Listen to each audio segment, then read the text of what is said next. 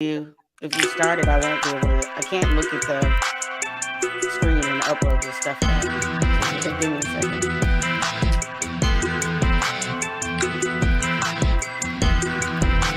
Go to the live.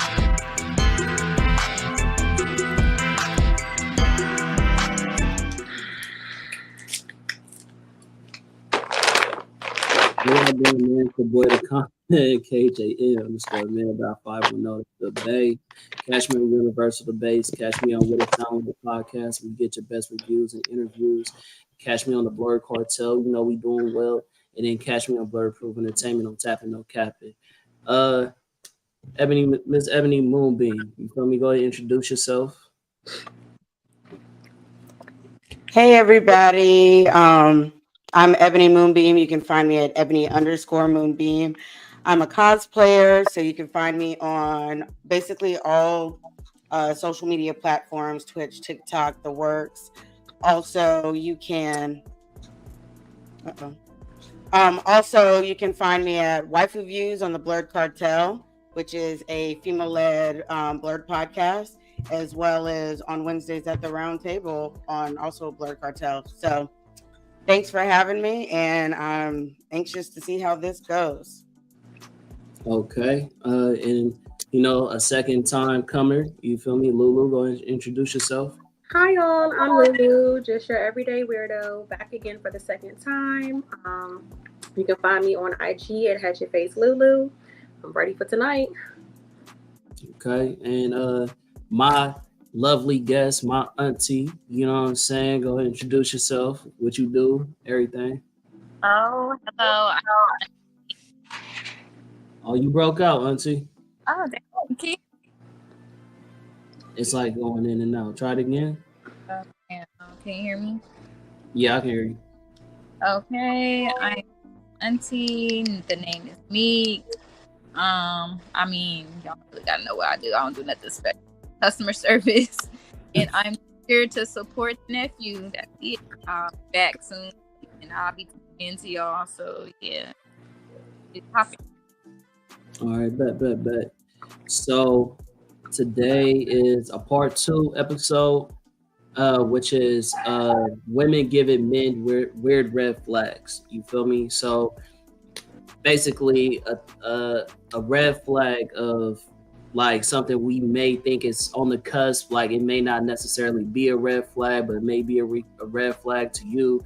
So some of us men feel like some of these red flags are oversaturated, that some of them don't actually belong on us men. You know, some of this stuff is kind of like on women or projection, or they're just like, who gives a fuck about this being a red flag? So we're gonna talk about them, and then y'all ladies can just give me y'all feedback, rather if it's a legitimate red flag or it's not.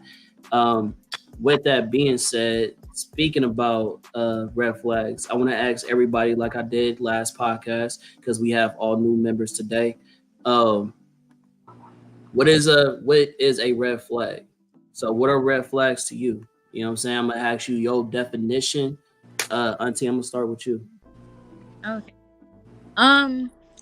You know, every time we have these long conversations. Oh, okay. My boy came through. I'm not the only man in here. Okay, I'm sorry, Auntie. I didn't know he was gonna come through. I appreciate you. You know what I'm saying? Heard from you all day. It's for a show. If it wasn't you, I would be clocked out. I did 4 shows back to back. I did it for you. All right, I appreciate that. I was finna say, bro. I was like, man, now my boy BMT. I was gonna leave you hanging. All right, I appreciate you. All right, bet. Auntie, I didn't mean. I don't know if you mind. I know your head kind of big, but I'm gonna put you on the big screen, okay? The baby gets it. Go ahead. What's a red flag?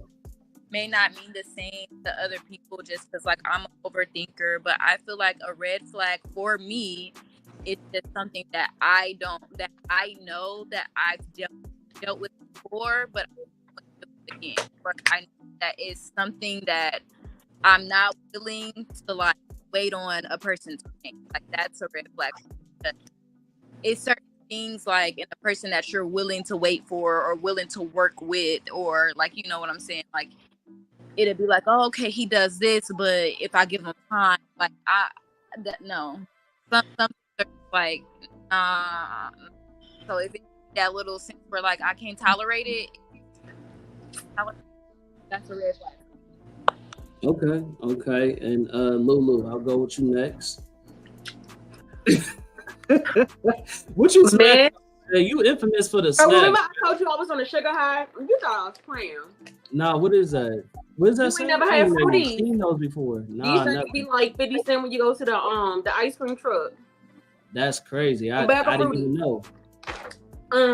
So for me, I would say men that don't go to therapy, not curing a generation trauma, breaking chains, especially when they know what it is.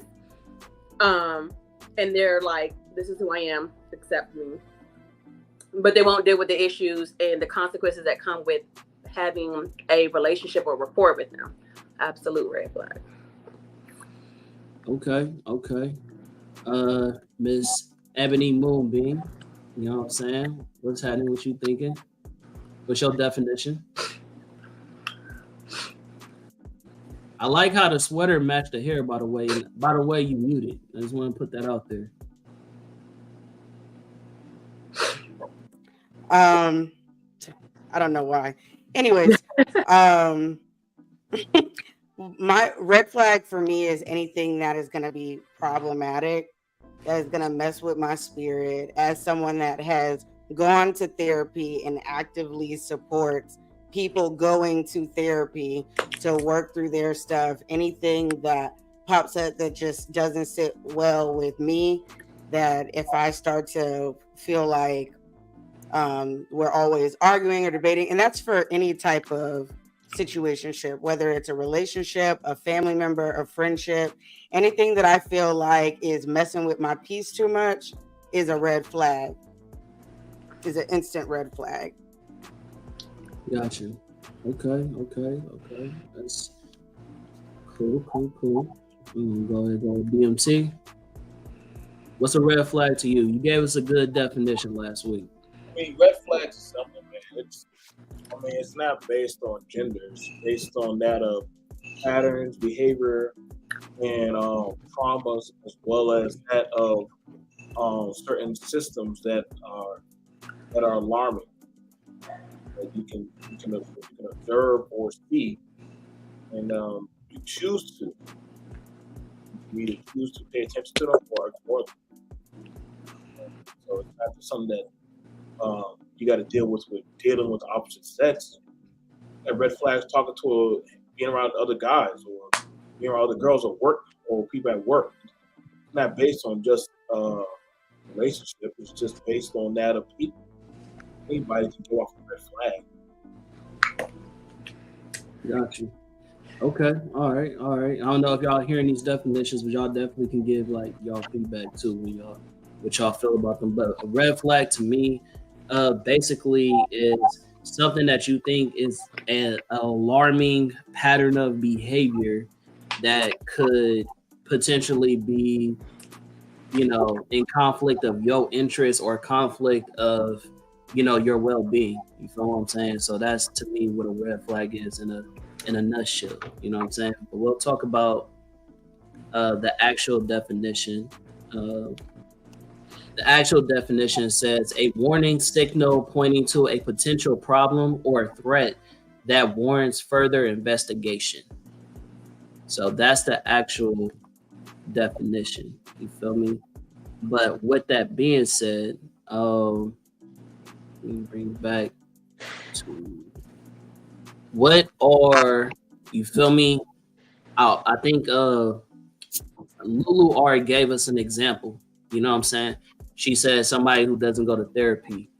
What is a red flag to you? Like, not the definition, but red flags that you like, absolutely, if a man has this going on or he doing this, it's a red flag. It's a no for me. I'm going to start off with Miss Ebony Moonbeam.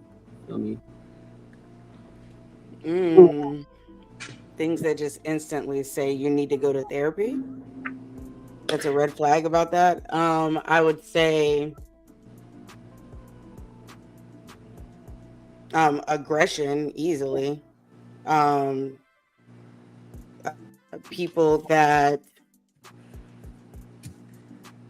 I would say they use their past experiences and throw that on you and stuff. So like for instance, if you go out and then they can't trust you and they're blowing your phone up and stuff like that, and that is not something that has always been the case. That is something that started happening because they've had a previous experience.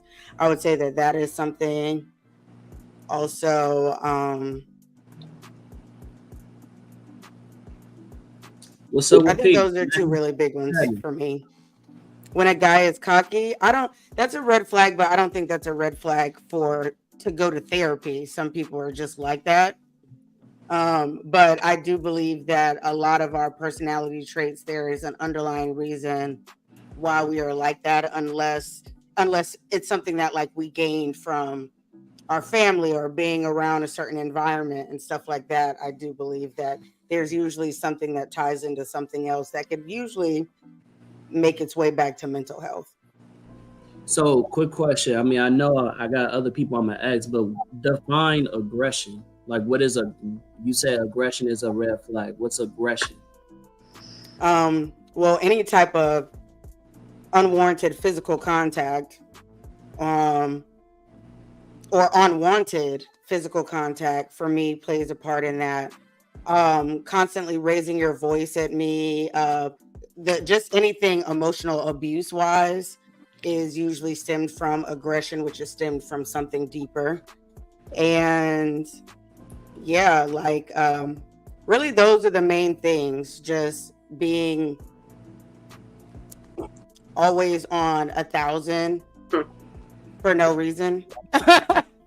Like there's reasons to get mad and stuff like that, but just directing all of that towards a person, especially when that person is not the root cause of that, is that for me. I like mine with a little aggression. Hey, I'm not a temper either, let me tell you. Like, but just be mindful that you also, some people don't want to deal with that and other people are going to match that energy. But that also could be a kink. Neither one is good for either. She's saying she like it. Say that again? That could be her kink if she's saying she like it. And sometimes people don't realize either childhood trauma or things that you liked as a child is rooted into what you actually desire and like kink wise and such.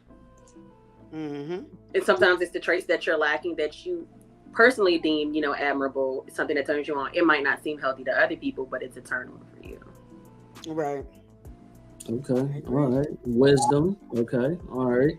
So, since you on the panel right now and you got the main stage, what is an example of a red flag to you? Well, I wanted to piggyback off of Ebony really quick, how she was talking about projection, and it's so true. And normally when people project, there is truth in it. Kind of like when someone is sarcastic, there's truth to it. So it's kind of like the things that they're accusing you of, it's what they're guilty of. And it's rooted in a lot of insecurities. And if you don't trust someone, if you don't trust yourself, there's no point of even having a connection at all. There should be no relationship because it's doomed from the beginning. So I appreciate her for saying that. For me, another red flag would be addictions. And I use this lightly.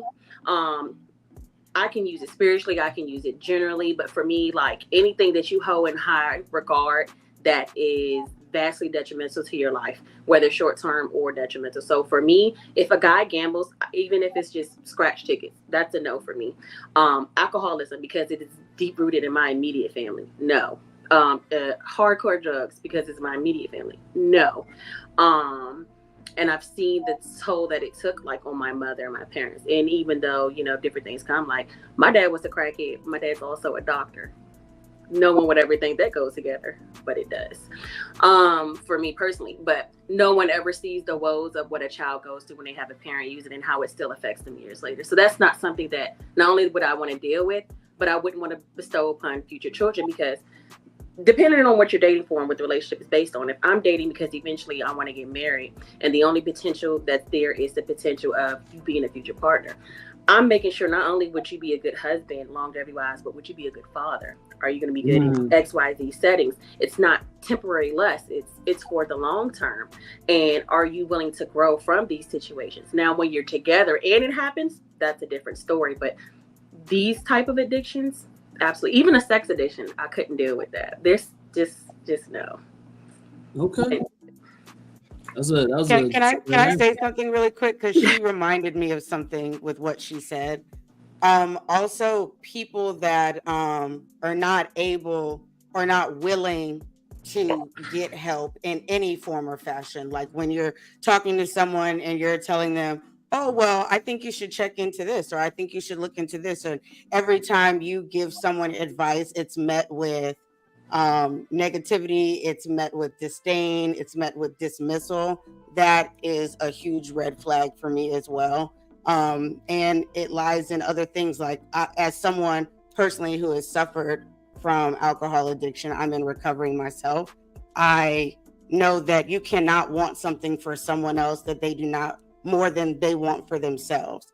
And so if I'm saying, oh, I think that you can, I'm giving a nice suggestion and I'm really looking out for the benefit of you as a whole, and you're not willing or open to get into that, then that is a red flag to me. Telling someone, I do think you need to seek a therapist. You're mentioning all the things that I've dealt with before, yada, yada, yada. You're struggling. You're in lockdown in the pandemic. And then them constantly saying, oh, I'm going to do it.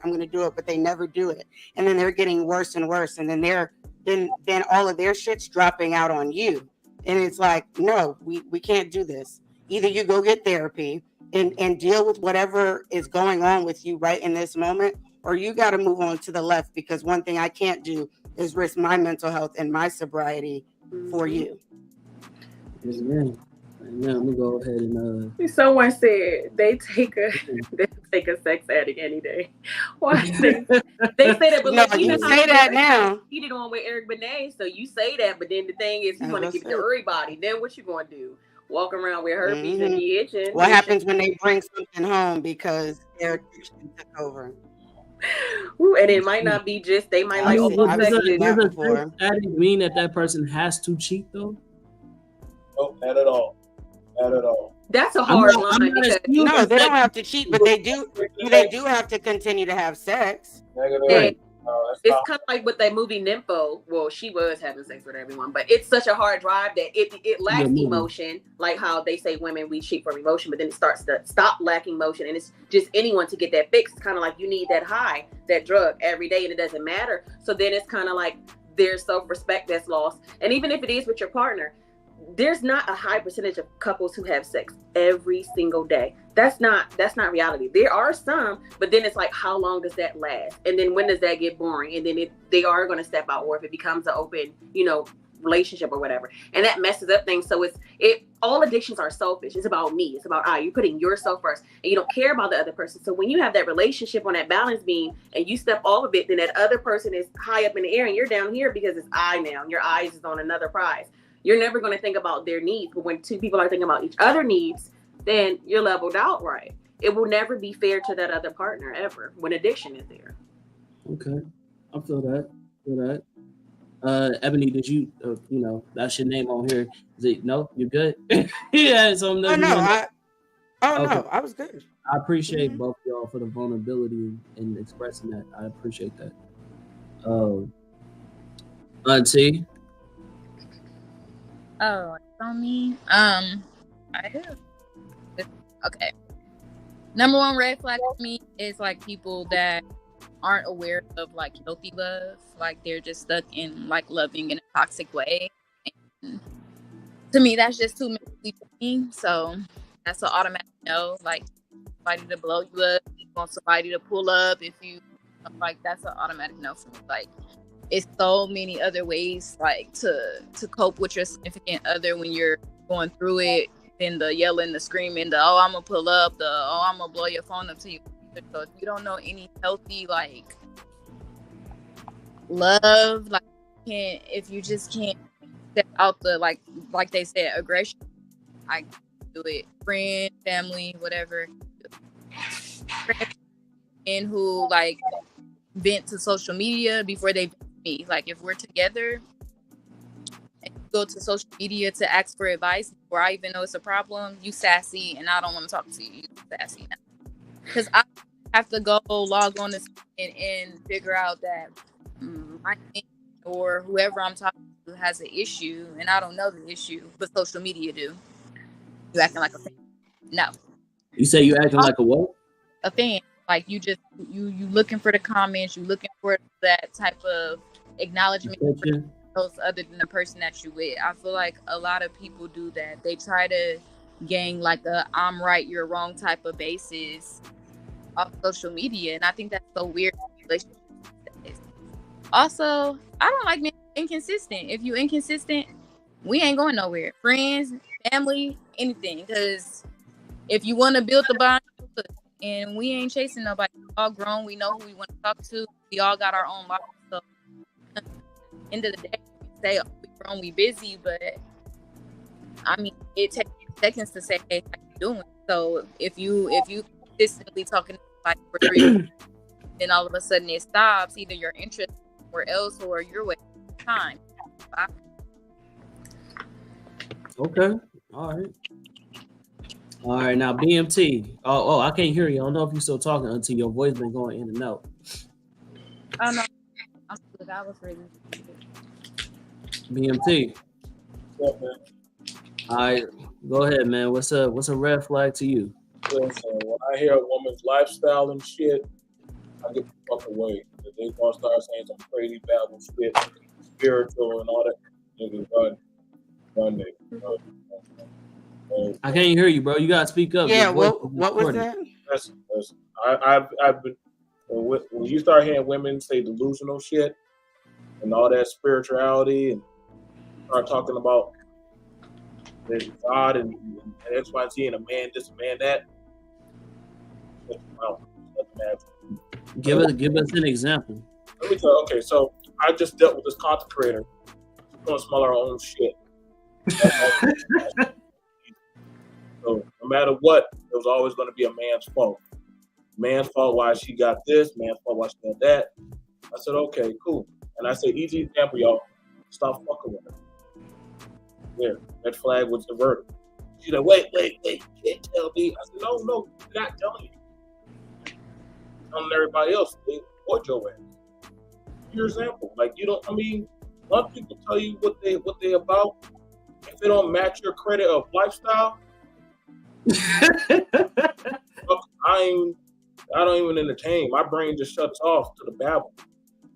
I don't even so are you so with the whole spirituality thing, do you feel like I have 2 questions about that. Do you feel like one that is validated? Do you think that a woman's instinct or a woman's spirituality can give her the instincts of knowing, okay, my nigga is doing something that's foul? And then the part 2 of that is, do you think that some women use spirituality to basically use it as a form of narcissism or control over their partner? The first thing with that spirituality bullshit, that's like when a woman said, oh, you're a Capricorn or you're a Gemini. I can't deal with you. I'm like, what the fuck does that got to do with me? Like somehow a date, you know what I'm saying? Like, I hate that zodiac. That's dumb. That's the stupidest shit I ever heard. You know, I don't believe in none of that kind of astrology shit. I am who I am. You're who you are. I don't got nothing to do with how I'm moving, how you move. So them saying that can attune themselves, nigga, you just full of shit. That's all it is. If that's the case, then you know I've been drinking beer. Yeah. Nah, it don't. Because then that's like a lot of these dudes who use that red pill shit and say all women lie. Then I mean that's them using that logic. Just like a woman saying, I can just tell these things. No, you can't tell shit. If that's the case, you would have, and that your senses should have kicked in the minute he went in that Kevin Gates mode. You didn't. Still want to fuck with him. So no. You don't know people until you actually start dealing with them on a case by case situation. That instinctual shit, nah, I don't.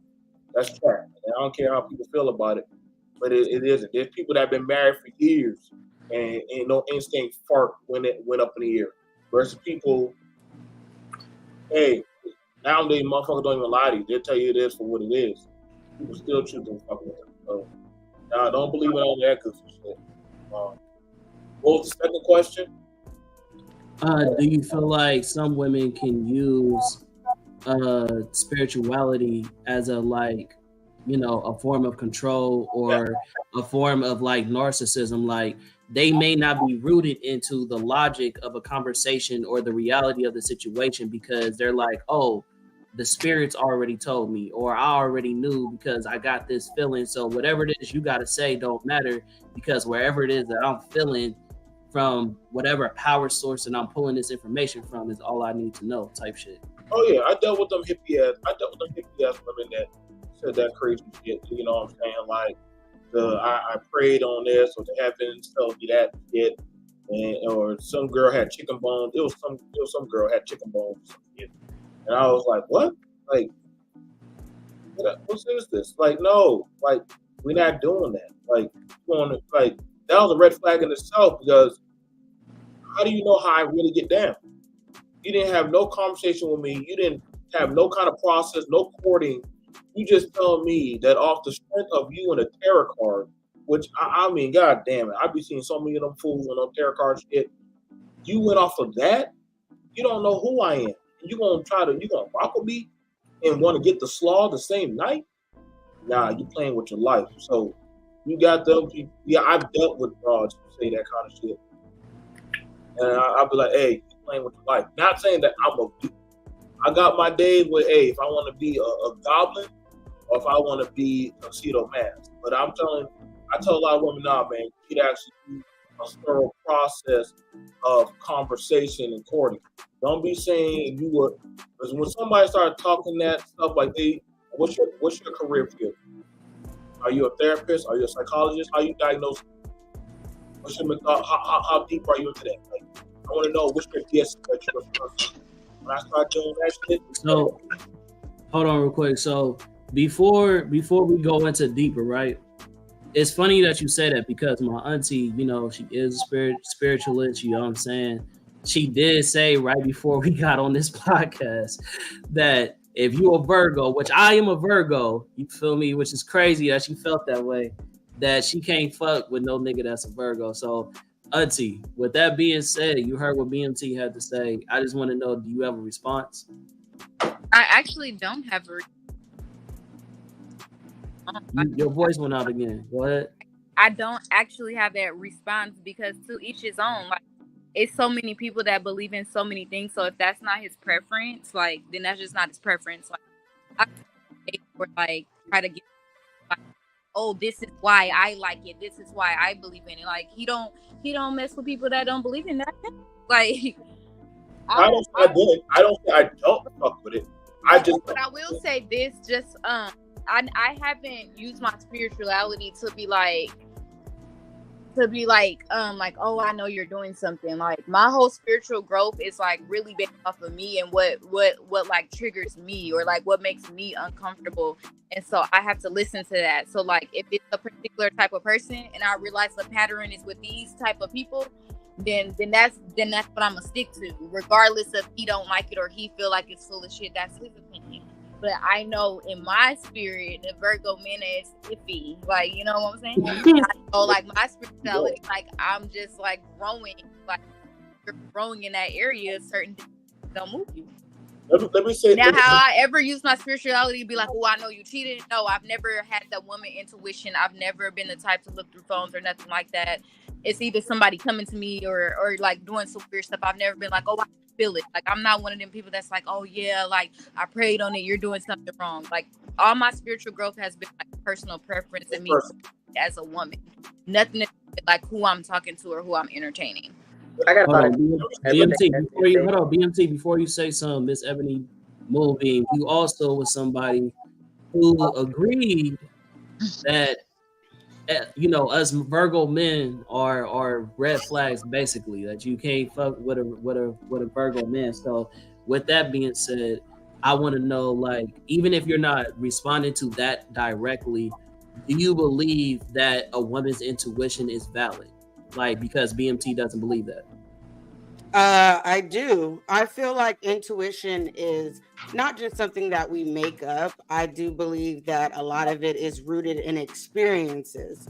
And so just like she's what just like Auntie, because you keep saying Auntie, just like Auntie said, just like Auntie said, I can't call her. I can't be like, oh, Meek said this because that's Auntie. That's disrespectful. So I'm gonna say Auntie. You feel me? But y'all call her Meek. You know what I'm saying? Okay, just like Meek said. First off, we're both Virgos. We're both August babies. We're in that same realm, and I can just say from my experience, and I don't believe 100,000% in zodiac signs and all of that stuff. But as someone that has 2 Virgo brothers, and I know the relationship that I have with both of them and relationships that I've had in the past with Virgo men, I just feel like we don't always align. I feel like our personalities in some of the worst ways are exactly the same. And so instead of us being each other's balance, we're just butting heads. And there's a lot of other things that go into that. I believe that Virgo men have a tendency to lie and be secretive compared to Virgo women, but that's just me. But I do believe that a woman's intuition is valid, because even if I didn't know, I wouldn't be saying what I'm saying if I wouldn't have had certain experiences with Virgo men. So I feel like that intuition is that, okay, well, I've already had these experiences. I know these signs, and I'm going in, and I'm willing to talk to a Virgo man and stuff. There's only one sign that I've decided I'm just never going to deal with again. And that is and honestly, it's just because of that person. Like I may meet the love of my life, and he is that zodiac sign, and I'm still not going to date him. So just because like that's that. And but guess what? That's also something that I've realized that I need to deal with. That is something that I need to work on, because I am holding everyone accountable for this one person. But that's trauma. Yeah, I'm about to say, well, I was looking at that because I was like, I dated countless single mothers. I dated some crazy bitches and some bad bitches. But I was going to say that one crazy bad bitch or crazy broad, I'm going to hold every woman for the same shit that she did. You know, then that would be crazy, because then, you know, that's like saying, well, because Christy fucked me over, you know what I'm saying, I might, you know, hypothetically meet up with Meek, and Meek, you know what I'm saying, she might be in the same situation but similar, but those are 2 different people. So Meek is like, hold up, you voted me for something that the other bitch did, I didn't even do. So how are you giving me that? You know what I'm saying? That's like, that's what you see in a lot of dudes bashing on women, say, well, they said they want to do that. And y'all be like, well, damn, who the fuck? I didn't even do shit to you. Or like the women, But that's red flags. That's what the episode you know about. what I'm saying? But see, Flags. that's not even a red flag. That's just a bullshit flag. If I'm talking to someone new and their characteristics remind me of someone else, that's a red flag. You're triggering me. It doesn't matter if I got to deal with trauma, if I got to heal it. You're bringing up that I don't want to deal with. So if it's a constant, if it's a constant pattern with a sign, then that means like maybe that whole sign is a red flag for me. No, or maybe I do need to heal a little bit and go through some things. But if it keeps reoccurring after I've healed or after I got it, then maybe that's just a red sign. I feel people throw that word heal and heal around a lot. Why you got the spirit fingers going on, bro?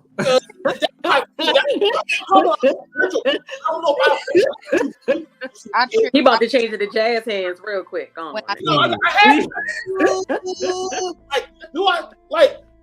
just saying, like, that's what I'm saying. Like, the world that we live in now, man. Like, I'm hearing all this healing, and then I can't do this because that nigga remind me of Timothy.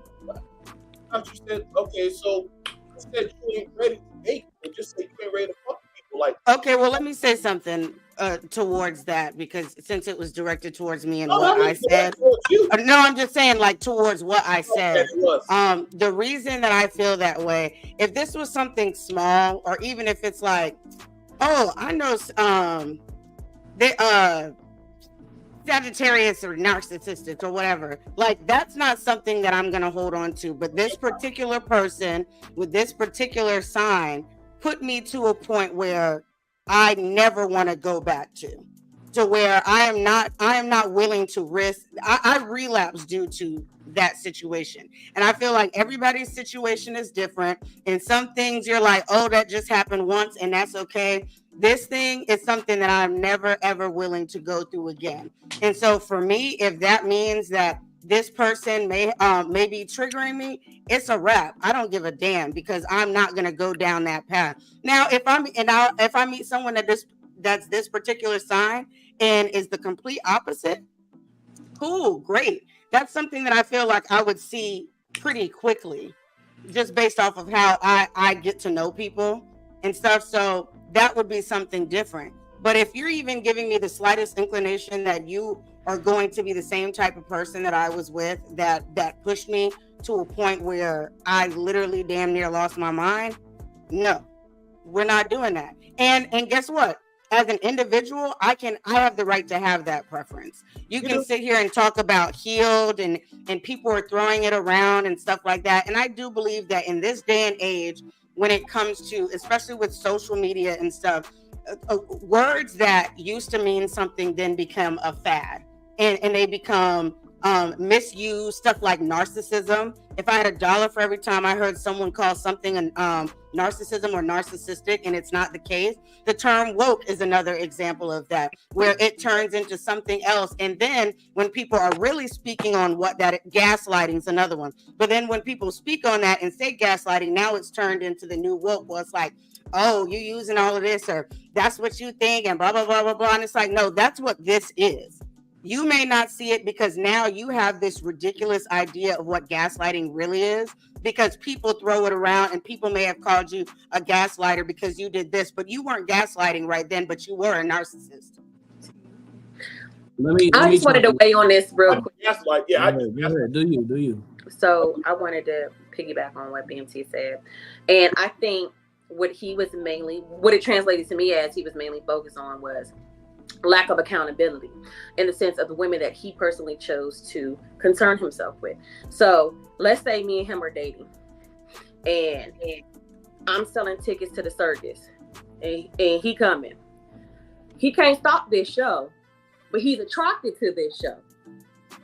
So is it an all women type of thing? No, but you want this entertainment.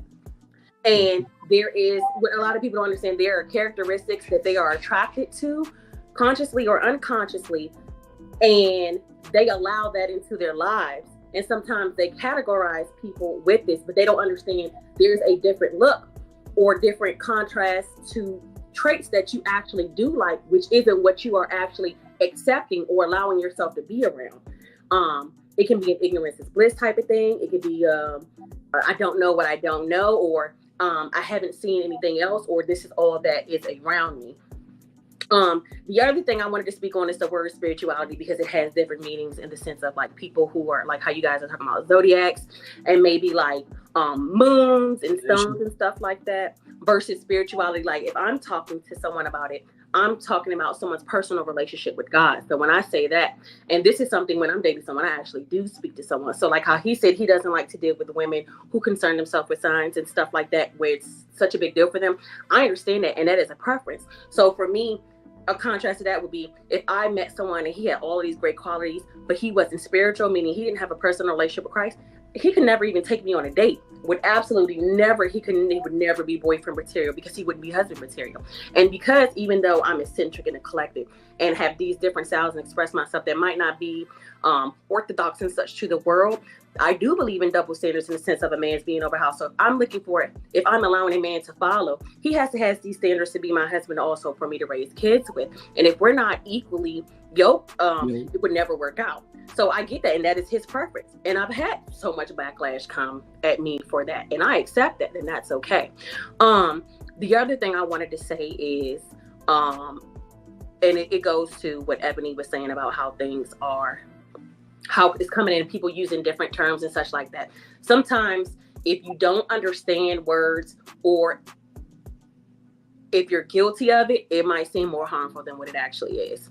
And the thing about changes, especially for POC community, is so many people are completely evil. What Meemaw said, what Pawpaw said before he died, what my TT say, and you want to honor them so bad. Your tradition is basically honoring ghosts, because sometimes it's not current, and it's kind of like, and I'm gonna use spiritual real quick, following God's word or following what the law said. Which one are you going to go against? And so if it doesn't work for you, or if it doesn't make you feel good on the inside, why are you doing it? And so yeah, and so it's like, you have to set the tone for your own life and what works for you and what you want. But you also have to be honest with yourself. You can't do that without healing. You can't do that without accountability. You can't do that without vulnerability. And so when you know yourself, you could go a lot of places in life. When I'm ended with that. Well, let me say this, and it's in the chat where you can pull it up, where I even said about faith. I know the word. Just so y'all know, BMT is not just in this video, but he's also commenting. So this man wants me to bring up his comment. I just want to let y'all know. I think is it this one? No, the other one. It's about the faith. About the faith. I asked about faith. I know that about faith is the absence of things to hope for, things not seen. See, I so that what you were talking about, like when you was talking about women being delusional. You know what I'm saying? Like, and that I get.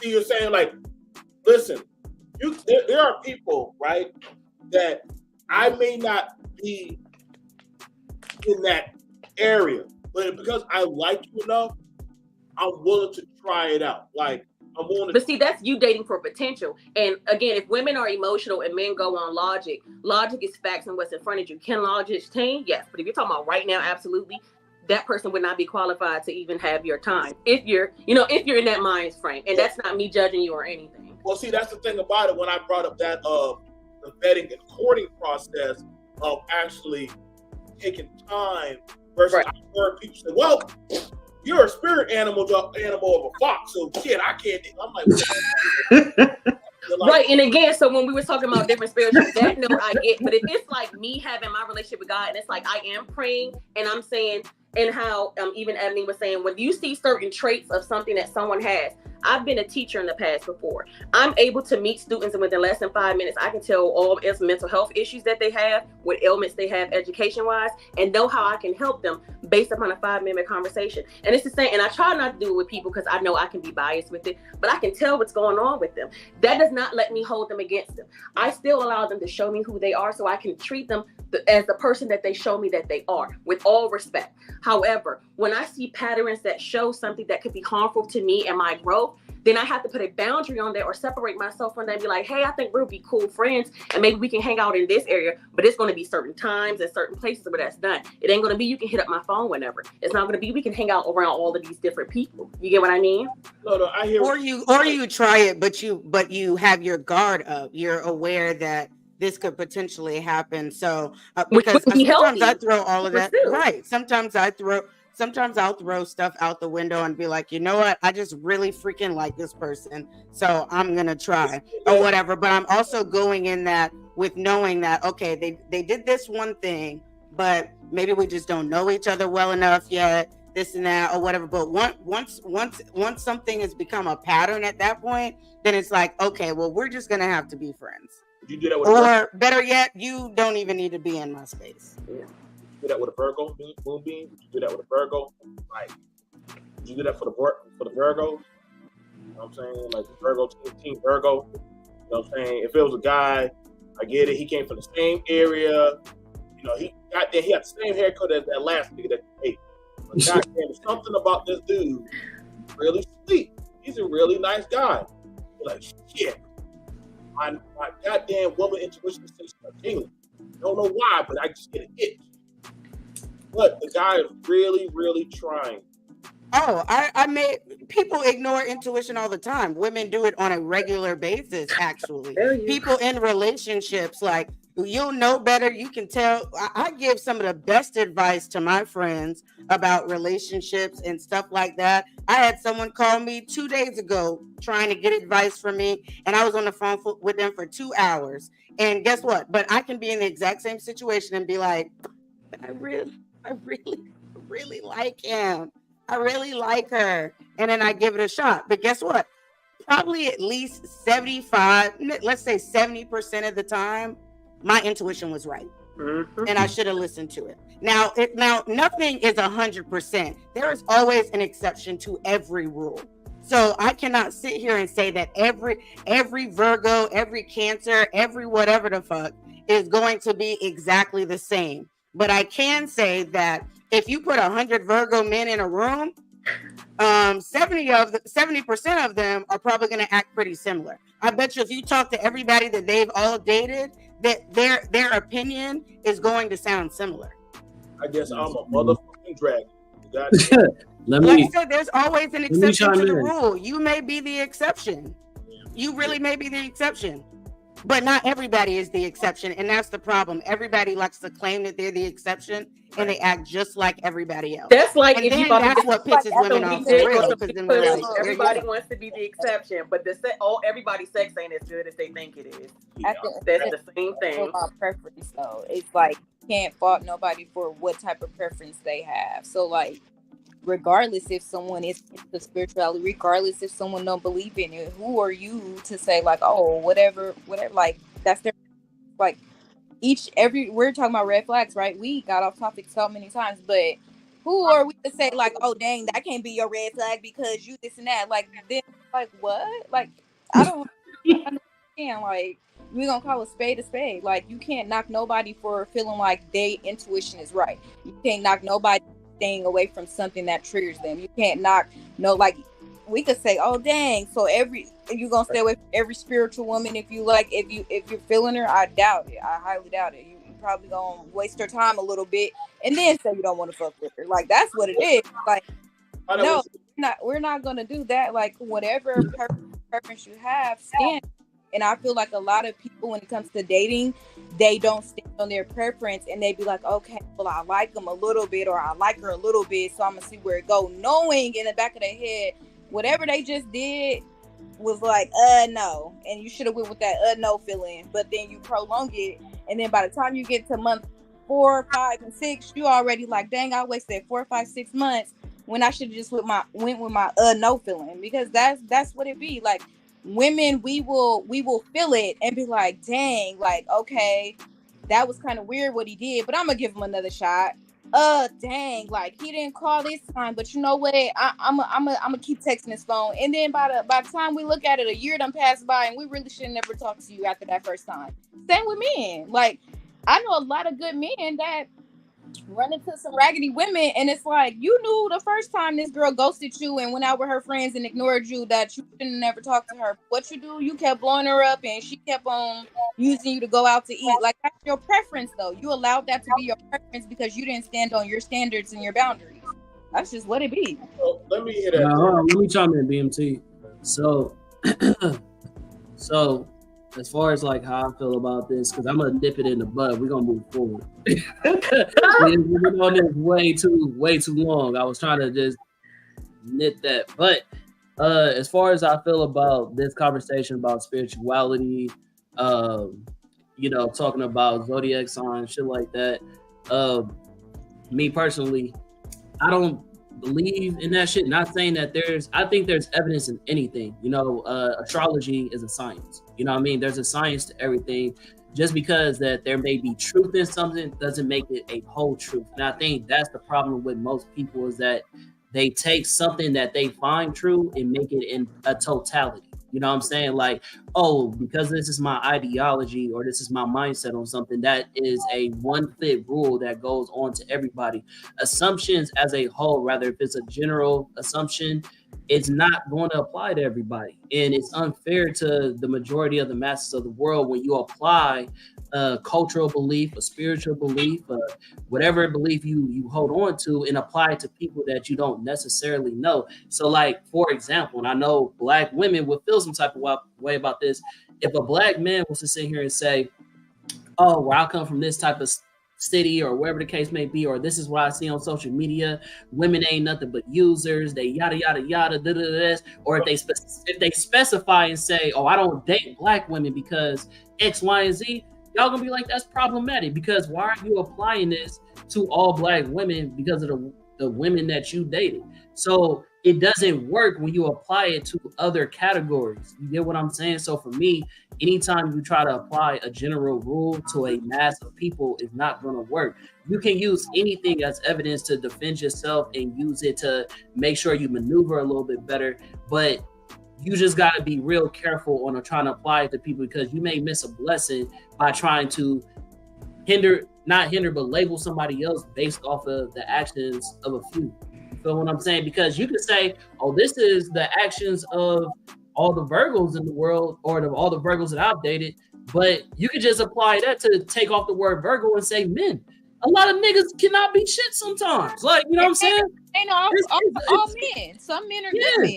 So that's what I'm saying. Like, I just think in a general conversation, if we talking about good versus bad, we already talking about a select sum of people, whether that be a zodiac sign or not, that you're gonna find that you really fuck with. Like, a lot of people in this world are of the world. You know what I mean? If we talking spirituality, like, they are into the things that are toxic. They are into the things that's going to be bad for you. They don't necessarily have the best intentions. You know what I mean? A lot of people for these streets. So for you to find anybody, doesn't matter what zodiac sign you are, for you to find anybody that has good intentions and actually want to fuck with you, that's rare in general. Doesn't matter what they zodiac sign is, whatever they. But I think we all expressed that we don't naturally, like, we have reservations about dealing with that particular sign. So we could easily meet let's say a Virgo and things be different.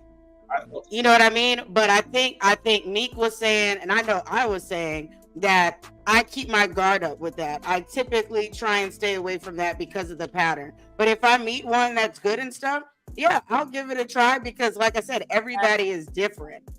There's always an exception to a rule. I never talk to a Virgo, or I stay away from this. Like, no, you can't. That would just be like, come on now. Like, I feel like those words are us venting about a sign just got like twisted into like, oh, we would never talk to a Virgo, or it's not even like that. It's just like, okay, like, I noticed with Virgos, y'all a little bit of some liars, or y'all keep a couple of people hidden, okay, like like that's y'all characteristics, or like, yeah, you know, y'all really critical, but then y'all don't look in the mirror at yourself, or like, you know what I'm saying? And if you, that's the same sign that do that. But I'm not saying like, oh, if a Virgo man come and he sweep me off my feet, I'm gonna be like, oh yeah, no, I'm too deep into it. Like like, no, that would just be dumb. That would be like any woman or a man will be done. Same with BMT. It could be a spiritual woman that come in and sage you down, and then you feeling on cloud nine. I doubt you're gonna be like, nah, I can't mess with her because the last woman who saged me down wasn't cool. Like, but I'm opposite with that, because I stand on what I said. For me, I could never go against. That's like my absolute non-negotiable ever. But I get what y'all saying, but for me, I could never. Well, and I feel like spirituality is a little bit different because it is so personal, and some people have little to no spirituality. Some people have like mediocre, and then some people literally base everything they do in life and surround everything that is their being around their spirituality. So I get what you're saying. Preference and where you are. Yeah, I feel like I understand what you're saying, where it's like, if you're not spiritual, let me tell you something. I can't stand conspiracy theorists ass niggas. Like, it stresses me out. I be like, bro, and it's funny at first, and the little things, yeah, but like every day we're talking, you're telling me about something different, and it be in something wild. I'm like, okay, you're just that just ain't for me. So when people start telling me like, oh, have you heard about this? I'm like, oh, you're one of them. I'm respect that person as a good person, but I'm gonna keep it moving. I say you're one of them. I feel that. Now I'm still see how things go, but I definitely will be like, oh, so you one of them? Okay. Yeah, no. For me, I draw the line. Let's see how crazy this is. Not no Jewish person, not no Muslim. I've been a Muslim. Changed my nope. For me, My word, that's it on that. But it's per each person's standard, you know. The villain. Ridiculous. I'm a villain with my family. I'm the traitor because I'm not a Muslim. So look, hold on, BMT. So we gonna move forward, man. We're gonna go to some of these tweets, some of these like, you know, which y'all feel like rather not if it's a flag or it's not, you know what I'm saying? We're gonna try to move forward. This is what happened last episode. So we're gonna try to move forward and get to some of these little subcategories. Conversations like these. So this is a red flag. Hey babe, how was your day? It was good, just long. So no one tried to hit on you. No one hit on you. No, we're not dating. We're not doing that. So do you feel like people who are checking on rather not if somebody trying to flirt with you and all this other shit is a red flag? Instantly for me. Absolutely. You're not even secure. Your person can't even work without you wanting to know if somebody tried to holler. Like, because the same way you got them, you got to keep them. If she a baddie and you know you got to keep her, you got to be able to come with the heat that when stepping in the kitchen. Because you shouldn't have to diminish your partner in order to shine. That's your evil, and you got to let that's insecurity. That's what that. Okay, so like with that being said, same thing. I'm actually gonna transition. That's not even what I was gonna do, right? Flag. That's hella funny. Flag redder than the devil's toenails. Absolutely. But shout out to Jayla too. So yeah, we gonna go to some of these. So I don't know if y'all heard about the Jonah Hill conversation, right? About his relationship with his girl, but we gonna talk about that because of what was just said about you shouldn't have to diminish your partner's life in order for you to basically be secure. You feel me? So we're gonna talk about it. That's hard. If anybody want, I don't know if y'all want to treat this like class and take turns reading, or y'all want me to just narrate and do it. You feel me? Tell me how y'all want to do it. BMT, I want to hear the ladies read. I like female audio. I can't. Hey, wait for you. We discovered a new kink.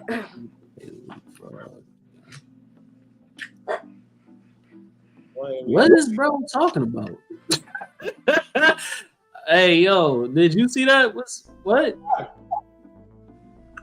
Oh, Lord, I gotta get the fuck out of this shit. Yeah, I don't know where that came from. What's up, Mike? But there's another kink.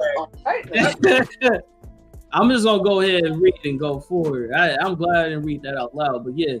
So wait. Yo, what? Oh man, I gotta get the fuck out of this channel now. Time to go. Hey, that's like them those personalized ads that been on MySpace and shit. That's crazy. Taylor. But all right, look, I'm just gonna go for it, bro.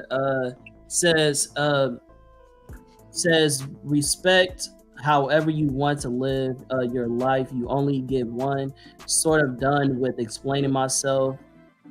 3 removed, not the video yet. It is my best surfing video. Would you feel better if the cover frame was different? Any more specific ones that bother you? Yes, one that isn't of your ass in a thong. He says not a thong, but okay. That's why I'm assuming it said. Hold on. It said, making me uncomfortable. Facts. I'm not even gonna bring up his shit no more. I'm gonna be honest with you. Crazy. That shit wild. Hella wild. It says plain and simple.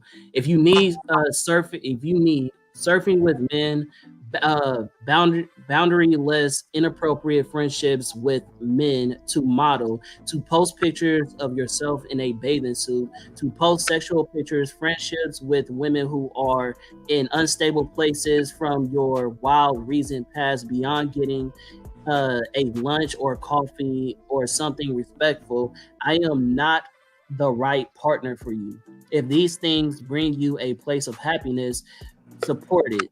I support it, and there will be no hard feelings. These are my boundaries for romantic partnership. My boundaries with you based on the ways these actions have hurt our trust.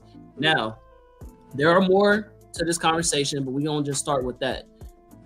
Do y'all feel as though what my boy Jonah was saying was out of pocket, or you know what I mean, like you don't agree, or what?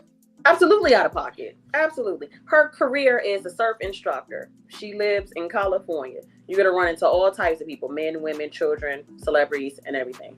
He understood this when he met her. When you date a celebrity, again, you get notoriety. So it's kind of like when I was on 2 weeks ago and we was talking about Kiki and her boyfriend. You get notoriety that comes with the territory. So if she wasn't a stay-at-home girlfriend and you weren't providing for her lifestyle, she still has to be independent and take care of herself, especially with the high cost of living out here. So he was being a mood manipulator. He actually is a narcissist. And he was trying to be controlling because you're trying to tell her what to do with her life as she's still trying to live and be supported. And so he was telling her, policing her, again, telling her what to wear. Like, she's in the water. What do you expect her to wear? And you didn't have a problem with her wearing it when you met her. There's no difference besides now she's getting attention. And the thing is, and not to demean another woman, but she's basic and she has a regular standard body. Like, there's nothing special about her body that would make her get it. She's definitely not an Amber Rose in the body. So it's problematic when he's talking about boundaries, but that should have been that they discussed beforehand, and definitely not a texting conversation. Whereas, hey, I know we're going to be seen together a lot. And if they were moving towards getting something serious, maybe, but still, you're in the water. It's double standard sometimes, but if you imagine that the roles were reversed, women don't ever say anything like that to men. Ever. Don't wear this. Don't be around this certain cocktail. I don't want you. I bet he would never miss a role with the black woman or a white woman or a woman that wasn't Jewish like him if she asked him to. Right. That part. If she were to ask him, say, I prefer if you don't do sex scenes anymore or something like that, you think that man gonna stop his bag? First off. Secondly, not only is she a surf instructor, before when he met her, she's a semi-pro surfer. Mm-hmm. So she makes her living from this. She was that beforehand. And also these text messages just happened like recently around the time that they broke up. They've been together since 2021. This conversation should have been had a long time ago. And it seems based off of just that and how she was removing photos and asking to adjust the one photo, it appears that she is willing to work with him, and that is also an issue because she set that up for him to expect that. She basically gave in instead of saying I feel a certain type of way about this, or this is a little too extreme. She said okay, and she went along with it, and it appears that she continued to do that. And then finally she got to the point where she couldn't take it anymore. So she has to also take accountability for that aspect because she chose to be with this man and she's been with this man this whole time. He didn't just wake up yesterday and decide. Based off of just those conversations, you can tell that he didn't just wake up and start saying stuff like that. I feel that. Okay. We heard from everybody besides BMT and me. I'm gonna let me go now. I'm gonna go with BMT because I can tell BMT got a lot to say. Auntie. Hello? Can you hear? Like you having some problems with your camera. You got it? All right, I'm gonna go ahead and go with BMT until she figure it out. But go ahead, my brother. I'm letting you off the channel. Go ahead. This is the new age living in. Well, damn. Nobody freaked out with JT on cell phone saying, "Don't embarrass me." Nobody freaked out with that. What's that black girl? That city girl that was dating P Diddy, trying to tell him how he needs to move and everything. I ain't hear nobody freaking out when they were saying their stuff on them female podcasts about men should do this, and when they with a woman they need to do that. I don't recall you asking us three, but continue.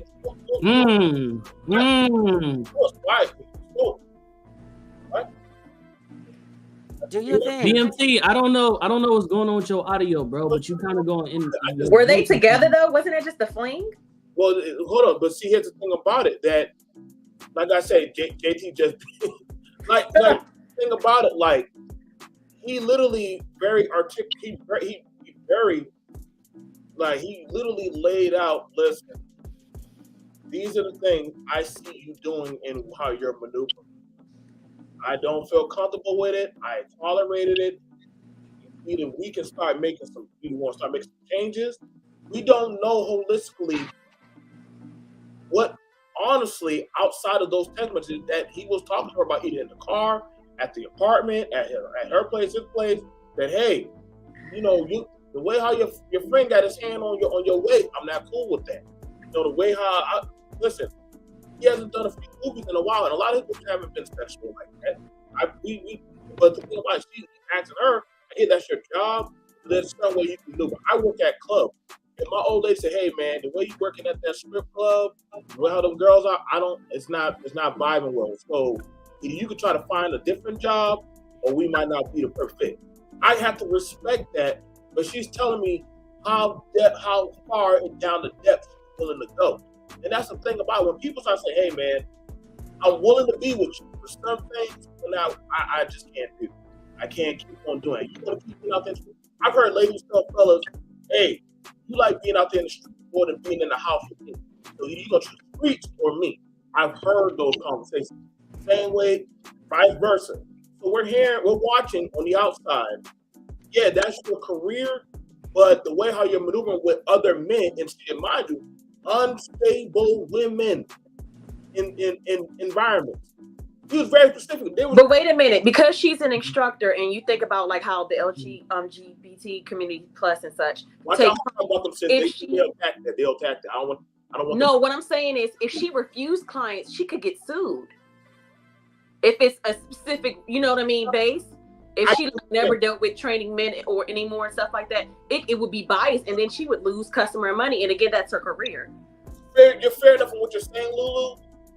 But when the way how he was naming about how taking certain pictures or being around certain people, and mind you, I think there was certain stuff that was left out that they did not put in there that he was seeing and that she was doing. You know what I'm saying? Like we gonna get in the rest. I'm gonna pull up some rest if y'all want to continue it. But yeah, I'm just saying, but he set up the boundary. If you don't like it, you can leave. That's right, and the thing is, but he dealt with that from day one. For 2 years to have done that, that's like me being a teacher, and if I was dating someone, they'd be like, you know what, it's too many kids shooting up the classroom. You got to stop teaching. Really? This is what comes with the territory. I cannot control what others do, but I can control how I respond. I can control the environment. So why is she saying? Well, why y'all saying he's being manipulative? If that is him saying, hey, I don't feel comfortable with this. If you don't like it, you can leave. That ain't manipulation. It's because he should have said something in the beginning. Yeah. He was already this person to begin with. So that's where the manipulation comes from. That's how he was attracted to her. He took it on, and then now it's a problem. See now we're hold on. Let me get some. Let me get some BMT. So I'm actually on BMT. That's like men who date strippers and then be like, all right, you gotta stop. But they can't afford the bills. Look, the same thing that I know. So the thing about, I guess, one of the toxic trait about Virgos is that we listen very well. And one of the things that y'all said earlier was that all of y'all admitted that y'all will ignore red flags in the beginning because you like somebody or whatever the case may be. And then you be like, damn, I should have listened to my woman's intuition. You feel me? So why isn't it that you can't give that same credence to Jonah? Like, yeah, it started off this way. They could have met a certain way, but later on down the line, he was like, you know what? This ain't really for me. Because that's sexist. Well, hold on. Let me get some. Let me finish. And then on top of that, with that being said, I don't see it as a red flag for a man to sit here and say, hey, he literally said, I will support you. It's all good. But for me, like you said, you literally said, hey, it may not be your fault, but because you are demonstrating these characteristics that are reminding me of somebody that I used to date that is triggering me, you gonna walk away. So for him, it got to a point that he said it's too much.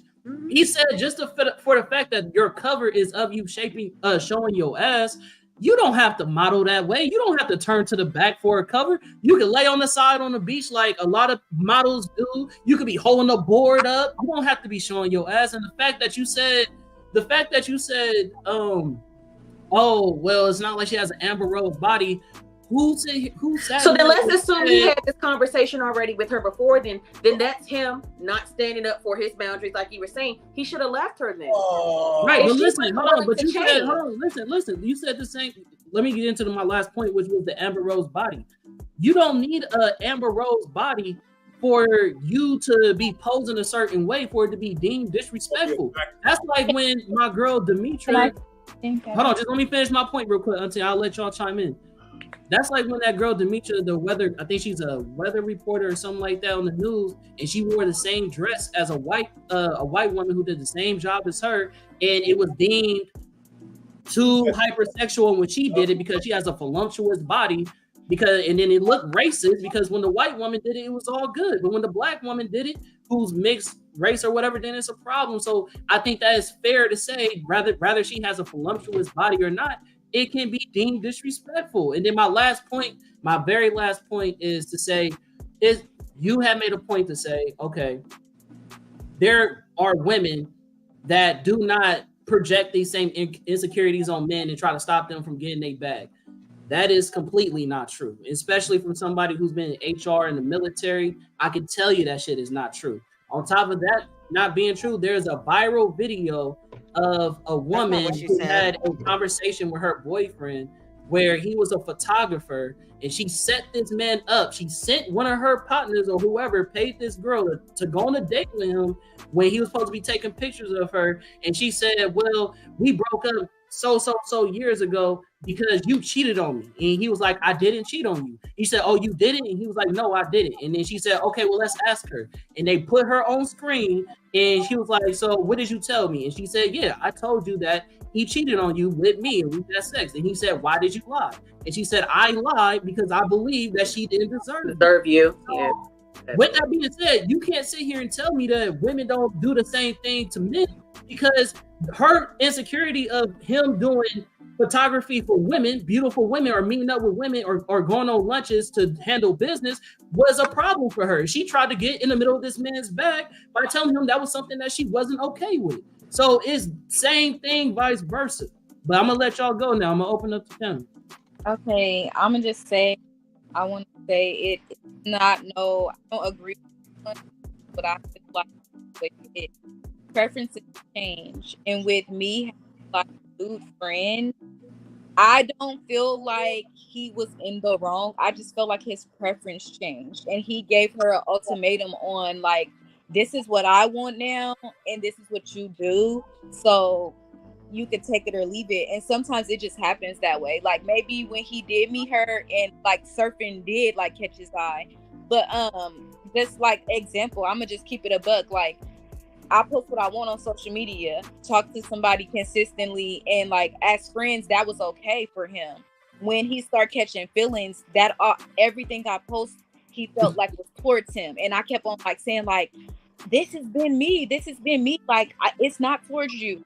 But then at the end of the day, his preference for fucking with somebody or whatever was like, you know, he didn't want to feel like every post was questionable because of his feelings change. So maybe some men just like when it comes to their emotions, like certain things are triggering, like they can't handle certain things. And that's not calling men out or saying like they need to deal with it. But sometimes like that just be a no-go for them. Like as a woman, we just got to respect it and be like, okay, well, this is what I'm doing. This is where I'm at with it. And if this is not her preference anymore, then I got to dip too. Like maybe we're not meant for each other, but I fought him. I don't feel like he manipulated her.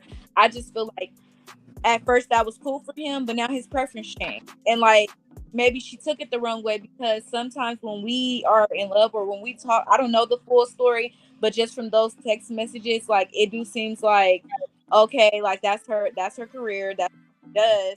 And now he's not feeling whatever post that she made.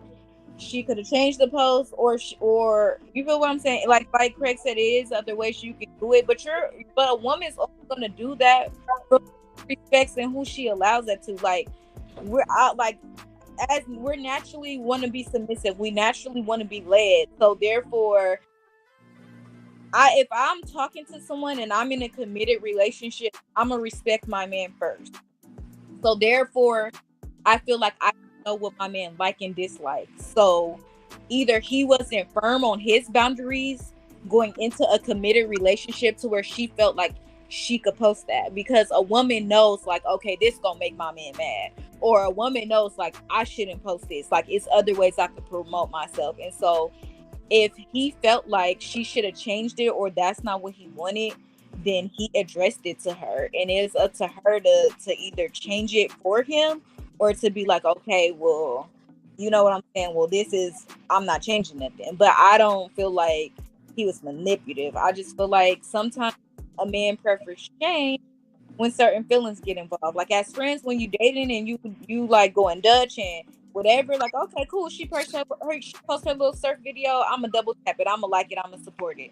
And then when a man fall in love, y'all have sex, y'all on a whole nother level. Now it's like, okay, you mine now, what you doing all this extra shit for? Like that's just what comes with love and emotions. I feel like he emotional about it. He want to change her or want her to change the way she advertises herself. It's other ways to advertise herself, but it all goes to standing on your boundaries and your preference on who you want to date. I feel like it all goes hand in hand, because it might be a man out here that'll share that and be like, look at my babe. I wouldn't feel like he wrong either. Like he just promoted his woman. So I don't fault him, and I don't fault her. I don't feel like it's a wrong right. I don't feel like it's a woman versus man. I feel like when it comes to dating and red flags, like we really just gotta figure out if that's what we want to deal with, and we can't second guess ourselves. We can't be like, okay, I might could deal with it for a little bit, because sometimes men will do that and then think a woman's gonna change naturally. Women, we won't do that. We'll be like, okay, I want a man that's gonna understand this, and it's what I'm standing on. Like, and that's just what it be sometimes. Like, I know that's what it be about myself. Like, if you can't come and you can't tell me like, hey, I don't like this, I'm gonna assume you like it and I'm gonna keep doing it. At some point, men gotta be men and be like, hey, this is what I want in a relationship. You can't play the back seat for heck along while you friends and dating, and then boom, all of a sudden you don't like what I do. Like that's I feel like that's where a lot of men go wrong. Like they play the safe fence with a woman. You play the safe fence and you be like, okay, yeah, cool. And then when you don't have enough, then you lash out and it looks like, oh, he trying to control me. When really you just didn't like it the whole time, but you didn't feel like you had any say so to tell me. No, just say what you like so I know if I want to deal with you going forward. I feel that. So until you got somebody that agree with what you said, Santos said, Meek been on point, people grow emotionally and their needs and wants change. So I'm gonna put that out there. Going past all that, I'm gonna play a little video because I have all the screenshots from the conversation, but I feel like it might be a little too oversaturated. So I'm gonna go ahead and play a little video and y'all tell me how y'all feel about it. If he refers to women as females, if he only owns one towel and he uses it as his body towel, face cloth, and hand towel, and if he owns an acoustic guitar and can play any songs by Dave Matthews Band, run. Okay, so are those red flags to y'all? Any of those that she said? That's a white person. That's a Karen's problem. I didn't even see it. I couldn't hear anything. You didn't see the video? I heard it, but that's a white woman problem. It's mute. Nobody know I play no. It's mute and it wasn't showing. Well, I didn't see it. Oh, that's weird. Body towel. I'll play a different one then. Hold on. It wasn't showing. I'm gonna play a different one. Hopefully that won't show. Sports team loses. Calls his exes crazy. Does he hate astrology or does he just hate women? Self-proclaimed good guy, or not like most guys, he's not a good guy, and he is like most guys. The devil's advocate. The not all men / always tries to discredit sexual assault statistics. Any picture holding a fish. 3-in-1 user. Likes the Beatles like way too much. Did y'all hear any of that? I did. I heard it. Y'all on your phones? Some of y'all on your phone? Oh yeah. Yeah, I'm on my tab. That's probably why it's not showing because I'm on my tablet. Y'all on your phone? Yeah, I'm on my. I'll tell you, it didn't show for you either. It showed. I couldn't barely hear it, but I am on my phone, so that's probably why. Talking about shit that a nigga did to her. Some white boy did to her. Goldfish, playing guitars and shit. So to Santos' point, if you do a little history about the Beatles, basically they're like misogynistic and shit like that. So any person, rather that be a comedian, a rapper, some type of musician, whatever, if this person is a toxic person and you are a fan of that person, i.e. somebody like R. Kelly, then it's like, then you are deemed also toxic or a red flag for being a fan of this person by proximity. So you feel me? That's basically how they label that. You feel me? A lot of videos, but since it's not playing for the ladies, I'm just gonna go ahead and just get into some of these tweets. You feel me? So we could try to like wrap up some of these points. So yeah, okay. So this tweet from Lucky says a lot of people are playfully mean-spirited. Definite red flag when they play too much and are incapable of giving genuine compliments. Y'all feel that? No. No, yes. Until you muted. I feel like that's a red flag. Maybe they just don't want to compliment that. I'm just saying you can't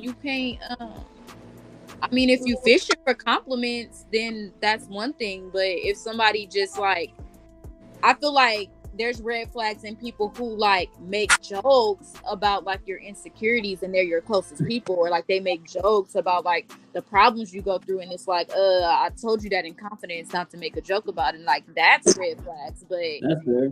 You know what I'm saying? But if it's just somebody who's like hella playful and they just fishing for compliments, like maybe you just need your ego stroked a little bit, and they not the person stroking your ego. I feel that. BMT? That's just that person. That's that individual's problem. Like, that's not everybody. There's some people that they drink. They're naturally jokey. They like, some women like a laugh. While some women see a man who laughs or jokes around, he a boy or he a child. Versus other people like, nah, if you can make me laugh, shit, you get me wet. So, same thing for a fella. Not every fella wants some damn thugged out, crazy gangster bitch. Versus some fellas, they like a girl who can, you know what I'm saying? They like that. It depends on the temperature of the person. So, that person, they look for compliment. They want their ego stroked. They want to be stroked off. Versus, you might be somebody else. I mean, who the fuck on? Got you. All right, we gonna go into some of these other tweets. Them not having a social life outside of you, is that a red flag? I'm gonna go ahead and start with Miss Ebony Moonbeam because you kind of disappeared for a little hot second. And Lulu, when you chime back in, let me know. What was that part that they don't have a social life of their own? Outside of you. So if they don't have a social life outside of you, that's a red flag. I don't think it's a red. See, I think one of the issues is that, like, people were talking about red flags and then people were talking about personal red flags. Me personally, that is a personal red flag for me because I want someone to have an identity that's not completely rooted in just us.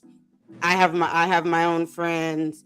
I would like you to have some of your own friends. We can have mutual friends, but I don't here and there, but I want you to be able to go out and not have an issue. I don't want to have to bring you along to every event. Not everything is the same, having your man pop up on the girls trip, like all of that. I'm good. Like, that's crazy.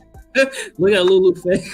It's wild. That's crazy to me. That's with Jackie on Basketball Wives. Like her and her husband, they have a wedding every year, and he always go on trips with her. She always go on trips with him. For me, that's vastly inappropriate. But it would be a personal red flag, like Ebony said. How you know he? I don't think it's a red flag, y'all. I'm glad somebody said it. People get lost in it. I only red flag for me. If my man can, and I'm not gonna be like that because I enjoy my company. So to me, I don't have a social life, but I also feel like it's a red flag when I feel like going out and a man's like, oh, you always in the house now. All of a sudden, you go out because I have moments where like, okay, now I want to be around. So like, it's only a rare time that you don't understand that like sometimes I do like to go out and it don't.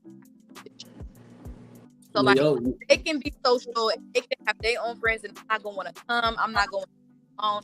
I'm gonna want to sit here and read. That's cool. Like you can do whatever you're doing. Your voice is going out. Oh, can you hear me? Yeah, maybe I don't know if it's because you're moving it around.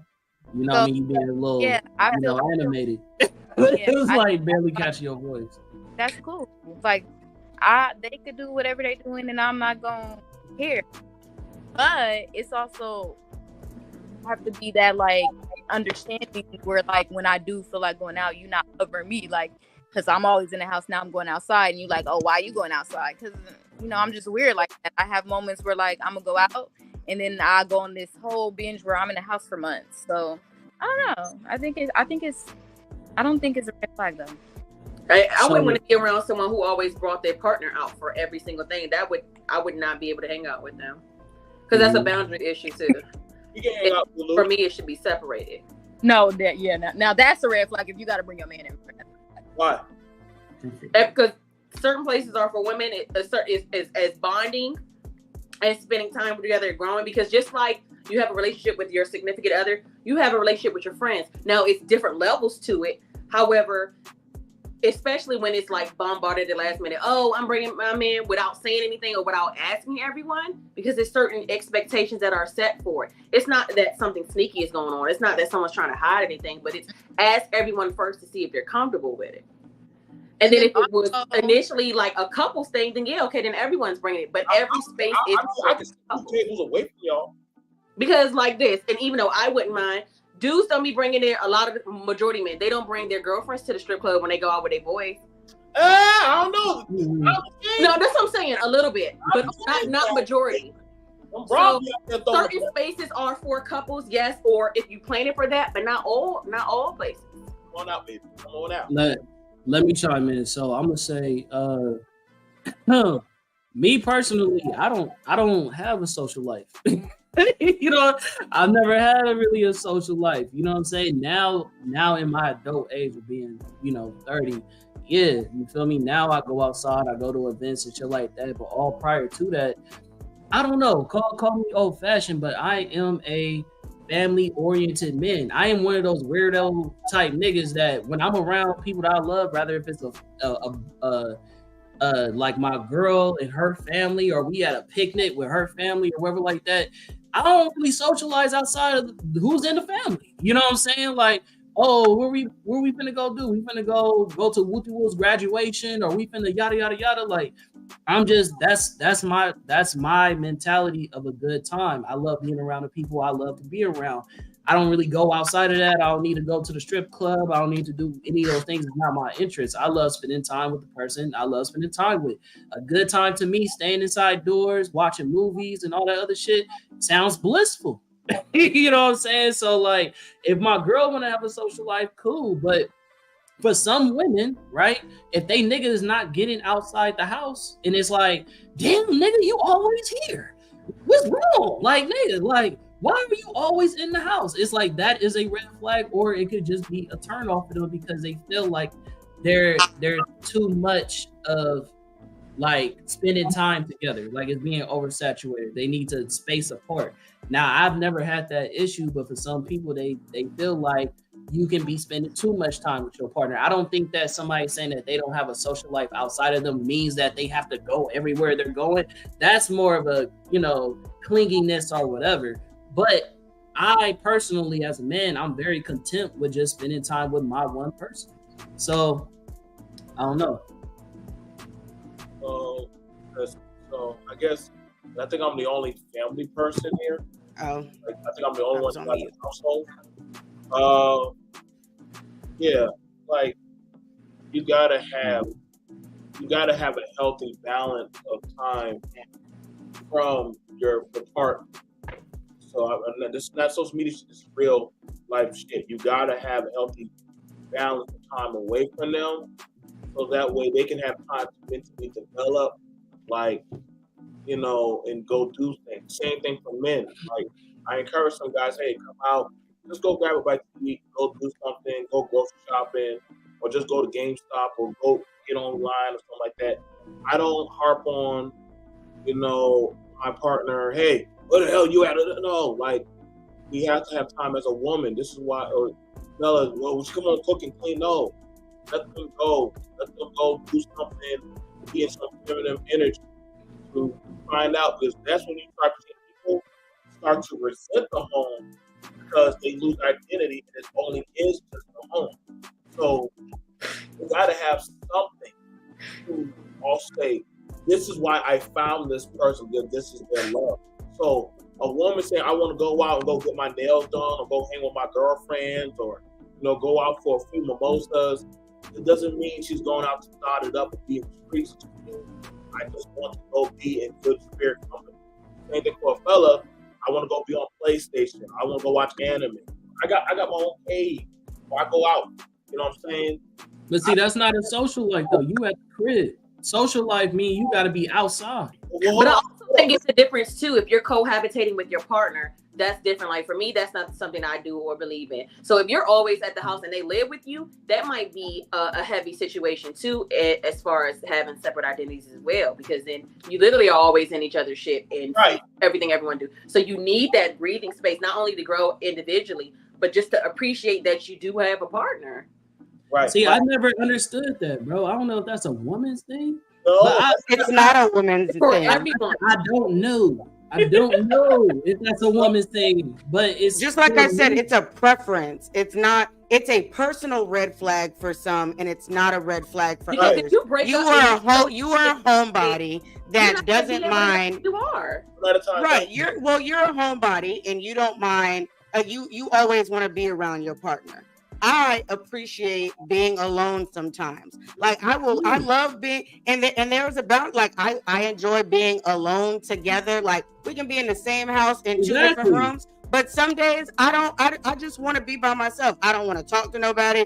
I don't want to do none of that. Like I'm like we can see each other or whatever, but go do something else. I say this for multiple reasons.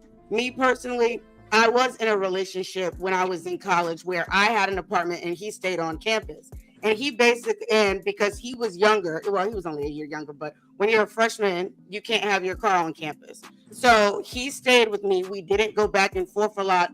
And to the point where when he was buying groceries and stuff, it was coming to my house. But then guess what? We're at home together. We wake up together. We go to sleep together. We go up to campus together. We see each other periodically at school as well. And then we go on and do the cycle over and over again. And there were times where I felt uncomfortable or awkward because my cousin would call me and be like, hey, we about to play spades and it's 3 a.m. This nigga don't drink like that and he don't play spades or whatever. So I either I got to stay home or I got to sit there and convince him, or I have to be awkward leaving him behind knowing that he's there at my house while I'm out doing whatever, to the point where there was a time where his own personal friends came in town and he asked permission. He literally asked if it was okay for him to go hang out with his friends.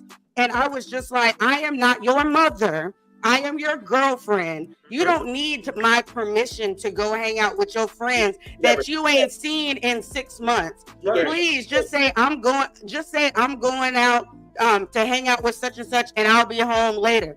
Cool. And as a child, a product of parents that have been together since college, that have kids, they have college friends together, but then guess what? They have separate college friends as well. My mom is in a sorority. They love my dad. They're always together. But then sometimes my mom is right now at a convention without him. He's gone to the convention with them before, like going to the city, but not to the actual convention, all those things. But they have a healthy separate life. There's days where they go out on dates, or they go or they stay at the crib and spend time together. And other times I'd be like, you talk to mom today? And he'd be like, no. I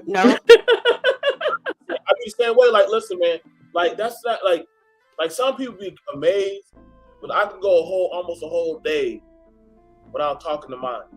You know, like, oh. I'm like, nigga, chill the fuck out. I know she breathing, nigga. Like, I know the fact that she at work. I see my kid like, nigga, it's like when I see her at the dinner table, when we have our dinner, I sit down and we converse on tell me about your day. And I will listen and absorb it. But see, for talking is different than seeing. Like, for me personally, a standard is you can't go a day without talking to me, even if it's just text messages. I need to know you're alive, that you will. I just said, when we come back and we sit down for dinner, that's our intimacy. Not at the end of the day type shit neither. Like, no, when we wake up in the morning, throughout the day. But I've been doing this for 20 years in the game. Ain't jack shit. YouTube can train me on that. When you've been doing it for 20 plus years, you start learning things of, okay, I got to get up, do this and that. Like, I've been in the military for almost 10 plus years. So I know it's like to go years without a family. So when I come back home and I've been on the go to build a company for my family, and then I said, okay, now I'm a stay-at-home dad. So now that she's like, I want to have a work life. Okay, I go like, movie, like, nigga, go, you're an adult, like, go ahead, like, you need gas money, you need gas, like. And that's a personal preference type of thing in the sense of what standard of communication and comprehension do you need? I agree, like, you know what I'm saying? But see, that's why I said, like, certain people have certain levels of red flags. Like, I respect, Con, like, what you're saying about you're a homebody man that wants a family versus some people like Lulu wants a spiritual relationship. Don't be like, hey, nigga, if you don't got your mind together, nigga, don't talk about it. Right. You know what I'm saying? Everyone has a certain condition of a state of mind. So, like, my girl's Christian. But I'm not like that, bro. Let me chime in real quick. So, with that being said, it's like my thing is like, it doesn't mean like, yeah, y'all say homebody. Nah, that's just that I'm content at home. But a lot of women that I know that just are women, they be like, oh my God, like, I gotta go out. I gotta go do something. You feel me? I've never felt that. I've never been at home and said, oh, I can't believe I'm in the house, nigga. Now, I know that sounds crazy to some people, but I have this different, view of life because I've been homeless. So I know what it's like not to have a home. I know what it's like to be isolated and not have nobody. So for me, having a place to be like, yo, this is where I lay my head at, to have a place of peace, I'm cool with it, especially if it's somebody that I love. So if it's somebody I love and we want to go do something, or I want to go outside, that doesn't mean I'm not adventurous. And there's a lot of shit you can do inside doors that's adventurous too, to enjoy your person. And then there's things outside the house that I'm like, "Lo, baby, there's this event going on. Let's go do this. Oh, baby, let's go do that." Like, I love creating memories with my partner. However, there are people that feel as though, kind of like what Lulu said, and BMT chimed in on and capitalized off of, was if your partner is always in the house, it's hard to appreciate that person. And then when BMT has said on top of that, after Lulu said that, was, oh, well, you need to give her that space to be able to rejuvenate that femininity. I think that's like, I've never been like, you know what?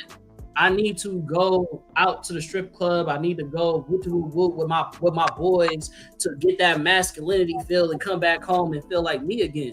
I think it's a personal wellness type too, because we need I appreciate my partner in the sun. And like, let's say we can use a popular topic of depression. The first thing, well, what a good doctor would ask is, are you getting enough water? Are you getting enough sleep? Are you going outside? These are basic things that you need as just a human being in general. So even if you go for a 10-minute walk around the block today, going outside is important. You know what I mean? For cardio reasons, for just soaking up the sun, for anything. And granted, it might not happen every day and such, but it is imperative to, I guess it's like that against obligation. Do you feel like you have to in order to please your partner to stay inside? I understand about being homeless and such and not having it. And that doesn't mean like two facts can exist at once, two truths.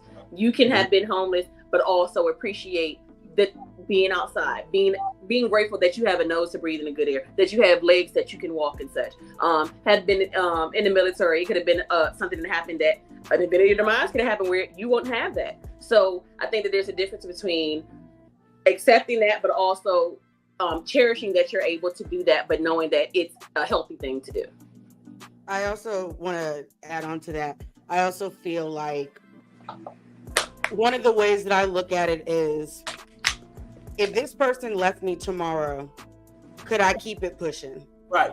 If my identity, if all of my friends are tied to you, if all of my business ventures are tied to you, if my happiness is tied to you completely and solely like that, where we do not have anything separate, what happens when you are gone? I have seen that in so many instances with people that have lost friends because because they became friends with these people because of their partner. Or they could not continue doing the business work that they did because their partner is no longer their partner. So all of these different things, I feel like you're losing, just like BMT said, you're losing your identity. A lot of people feel like they're losing their identity. A part of my identity is being able to be the biggest social butterfly on the face of this planet. But one thing my mama also said about all of her kids is that my kids have no problem staying in the house and minding their business, like where you won't even know they're there because they in their room doing whatever the fuck they're doing. There are days that I will see sometimes text messages, and I'm not talking about from a partner because that's different, but I'll see text messages. I'm like, no, today I don't feel like talking. The only thing I really want to do right now is watch anime. I don't want nobody to ask me no questions, tell me nothing. Like, do whatever you got to do today. And then you have to be a good enough partner to understand and pick up on those things too, where communication is key. I make it very clear that I am not one of those people. I love the clinginess to a degree, and then other days I want you to do you. And guess what? If you want to go out to a party or whatever, and I say, guess what? Tonight I'm gonna stay in and watch One Piece. Then you need to be able to say, okay, well, I'm gonna go on and go, and I'll see you when I get back, and not say, oh well, then I can't go without you, Right. or you force me or manipulate me or make me feel bad for not going with you, and then I have to go with you, and then I'm miserable. Right. So before BMT go, like I'm just gonna ask a question. I'm not gonna take up space. A lot of women have said, right? This is a very popular saying that if you can't bring your wife or you can't bring your partner in a said space, then you shouldn't be there. That's not true. That's not true. Okay, There's go a ahead, boys. People have boys' nights, and y'all want somebody's wife to be there. Y'all go. Just think about a bachelor party. You want the homie's wife to be there while you sitting there getting a lap dance before you get married. No, you do not. Like that. Now I can understand if you have that type of relationship, because I do know people that are really like on some real shit, low key, like besties type shit, like, and not just like normal besties, like they both act like niggas. Like, you going to the strip club, I'm going to, I'm throwing money just like you or whatever, I'm doing that. There are people out there that have that type of relationship, and that's just because that is usually how they started on that heavy, like, we homies type shit, and then it turned into something deeper. But it's typically not where you get with someone and you're like, yeah, like, I want to do this with them all the time. Like, one thing that I've always said is I refuse to push aside people that have been in my life, that have supported me, that have been there for me or whatever, just because now I'm in a relationship. People that go ghost on you because now they're in a relationship, you know, the one of 6 that they're gonna have that year or whatever, and then when they're single, then they want to be your friend again, and they're blowing you up and stuff like that. I don't think that is healthy. I don't think that is real friendship. If I can't count on you to be around, then why the fuck are you here? You are now an acquaintance. If you want to be someone that only deals with me as a friend when you don't have that person, and other times you are completely attached to that person to the hip where you can't even be a real friend to me when I'm in need, keep it pushing. Absolutely. That's not healthy. That is not a healthy, that is not an equal relationship. Absolutely. BMT? So the thing about it is, like I said, I've been doing this stuff for a while, and I try to tell a lot of people. First off, like, I work at a lot of clubs. I have a lot of clubs. Speak closer to the mic, BMT. I have a lot of clubs and strip clubs under my bed. Thank you. Right.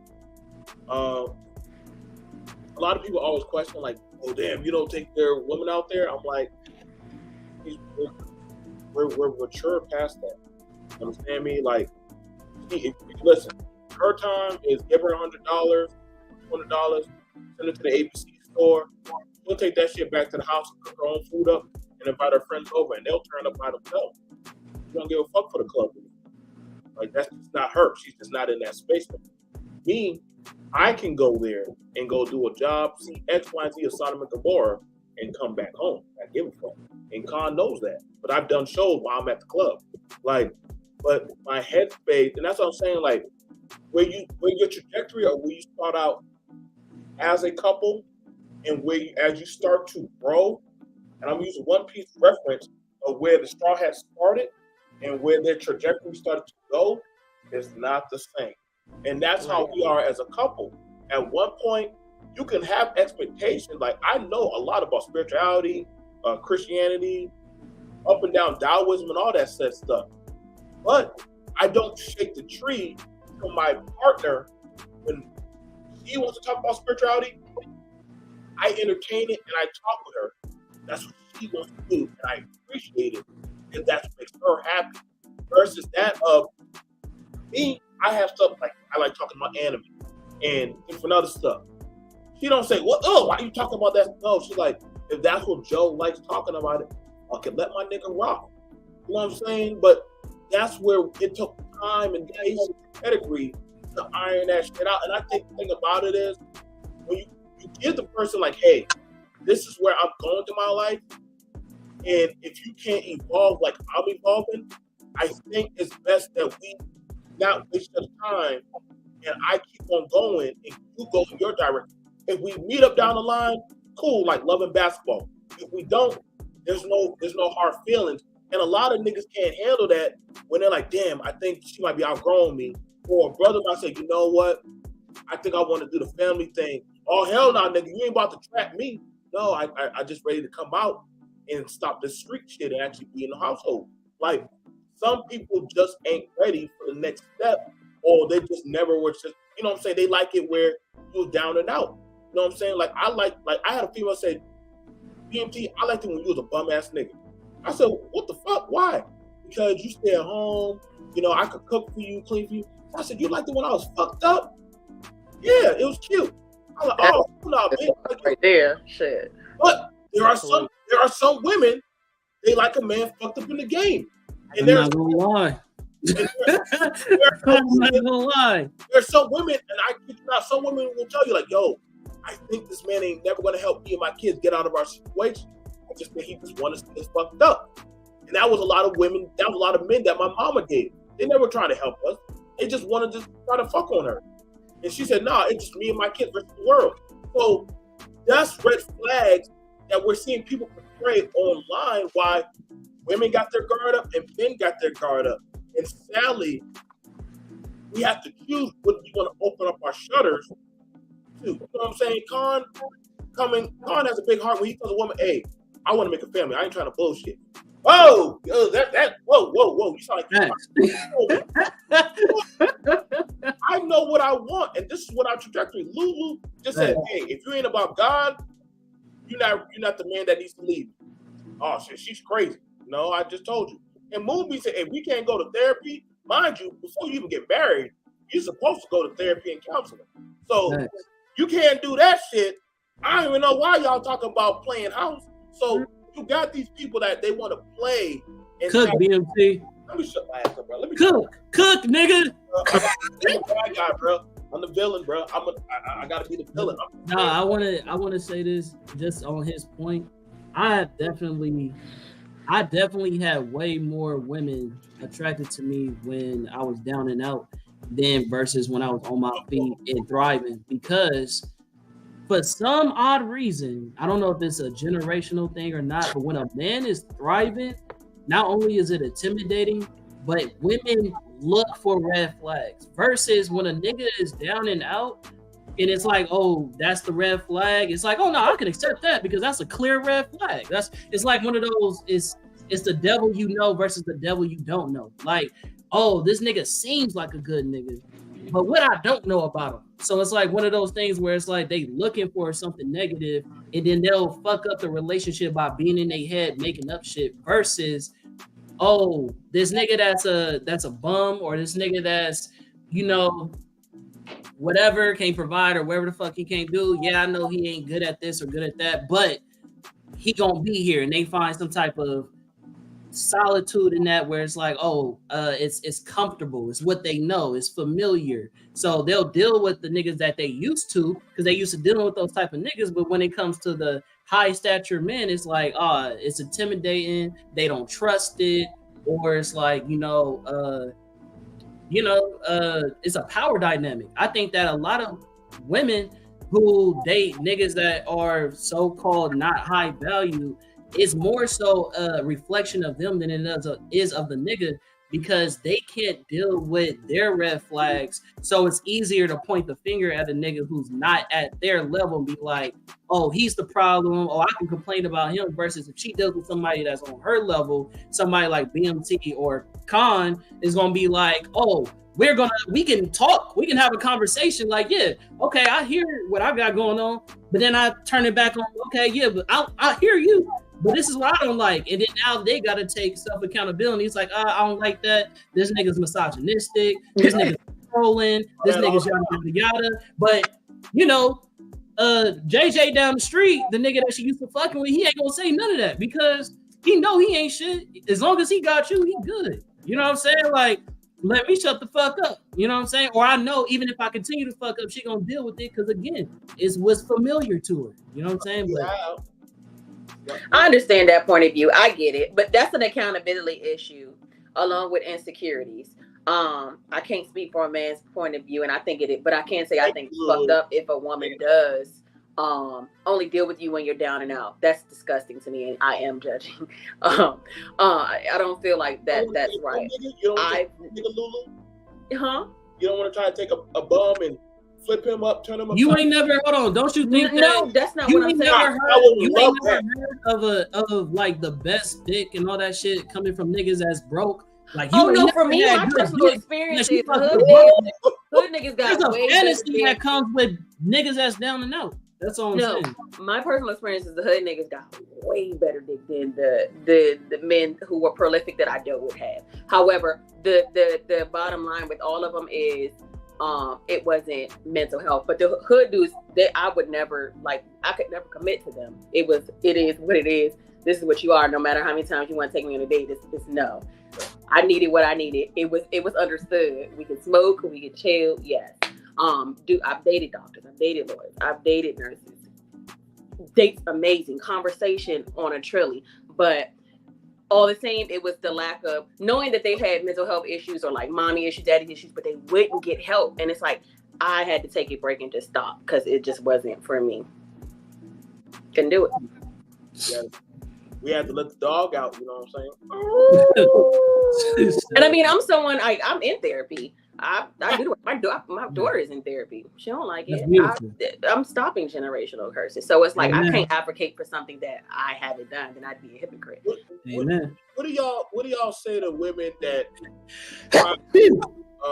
K Michelle had a song and shout out to What It Sound Like podcast. You can't raise a man. So what do y'all say to women? I agree. Now, and when I say this like this. Women have raised their boys, whether they were forced to, whether whatever. However, and I'm taking this spiritually, God put everything in you that you're supposed to have. So a woman cannot teach a man how to be a man. That is instilled in him.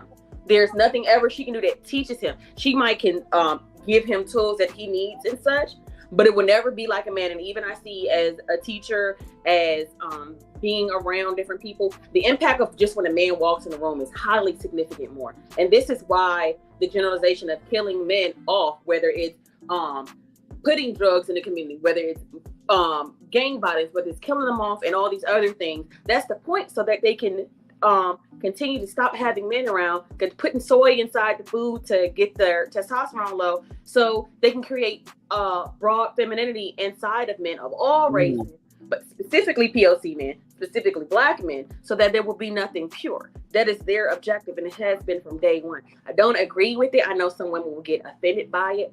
I don't give a shit. A woman can't teach a man how to be a man. I'm just saying that a man, he said, I want to move in with you, and you said, babe, you gotta change your clothes, you gotta get your hair cut. Oh no, I don't. I was saying before, I don't agree with cohabitating. So if I'm not married, a man and I would never live together. what do you say to the women that trying to raise a man? Like, you know what I'm saying? Everything appropriate, but again, they don't have my same values or morals. So, I can speak for what's okay for my life and me. I'm not going to judge them, but I don't think you should live with a partner. That's my personal opinion. If you're not married. Ebony, flag raising a man? Say that one more time. I'm sorry. I couldn't hear you. Man, do you think that's a red flag? Raising a man, you know what I'm saying? You gotta, got a red flag. At this stage in my life, yes. Also, it wasn't at one time. You had a problem. I think that there were times where I think subconsciously a good majority of women, or at least people that were like me, have a savior complex. And always think that they can save someone, and like they see a lot of women see the potential in a man that a man hasn't even thought of. And so I think that there comes this buildup and this type of support and stuff, even when this person doesn't want to change. I can honestly say still to this day in 2023, someone that I haven't dated since 2015 still reaches out to me and is still in the exact same place that they were at. And when we were talking, I was actively like trying to instill stuff in them, but also I was what's the word I'm looking for? I was adding to the bad behavior. Like I was the one going. Thank you. I could not think. My brain's been messed up all week. But I was enabling the bad behavior by always going to pick him up in my car, never asking for gas money. If I wanted to go out on a date and he didn't have it, then I paid for it. And so we could still go, like stuff like that. And after a certain point, well, yeah. And then even then, but I felt like back then he showed signs of wanting to grow and maybe just not really understanding how to figure it out. But after I started, when I paid attention to it, I was like, nah, like this isn't the person for me. And so still he reaches out and claims that he's changed and all this stuff. And I have to sit there and straight up tell him, like, you haven't changed. You're exactly you're only living in a different place now. That's it. You still don't have a car. I'm still pretty sure that your main income is something illegal and involves the coroner. And now we don't even have anything in common because I don't drink anymore and I'm currently celibate. So right now we don't even have that anymore. So now we ain't fucking and we ain't drinking together. So the only thing we can really do is talk gradually and smoke a blunt. And guess what? I don't need you for that. I don't need to go I don't need to go across town for that or whatever. I can smoke at home. Look, watch me. And don't even come in by myself. Get out. I want to talk to niggas. I'm talking to two right now and smoking. Look at that. Cool. Like, I don't need all of that. So no, I like that is a huge red flag for me.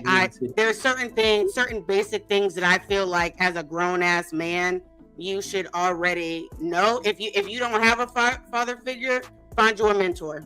I'm telling you. Find you your homeboy that's doing everything you want to do. Find your homeboy that's doing everything you want to do. He got the wife that you want. He got the good job. Go talk to him.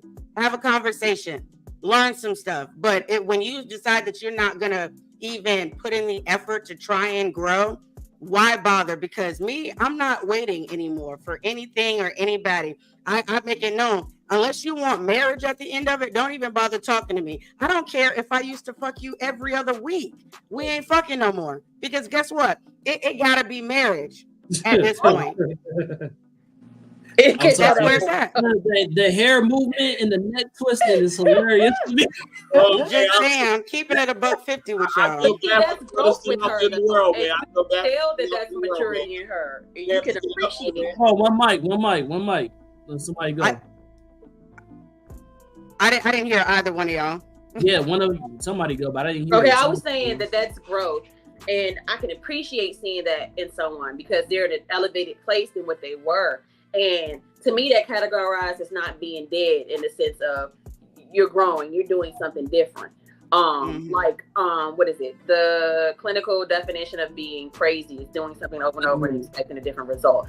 You did something different. You made a choice to choose yourself to be healthy. And that's honorable to me. I don't care what anyone else says about that. And you're recognizing that you can't go back in these same places because it's going to put you backwards in what you don't want. You're defining what you want and your expectation. And I had an ex, and him and I are close, and we were talking about something. He made it realize to me that, and I was like, he's so right. Especially living out here in California, people are like, why do you want to live there? And you're paying this price like this, and none of your family lives there. And he was like, there's no price on peace. So if you're paying $3,000 for your rent, but you are happy, no one can define that with you. If you set these standards, if Evan set these standards for her life and this is what she wants, you can't tell her that she's wrong for having those expectations for herself, for what she wants to be in a better position. That's for her. And she can tweak it as much or go back as she wants, but that's her decision. I agree. BMT? Yes. You had something you wanted to say? After listening to Princess Peach and Roro Noro Zoro, I don't know.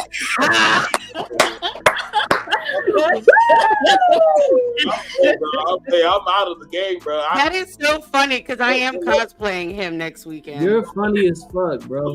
Go! Stupid as fuck. Hey, that was a good one. That was a little cool two-piece. Hilarious. Hey, man. Goddamn.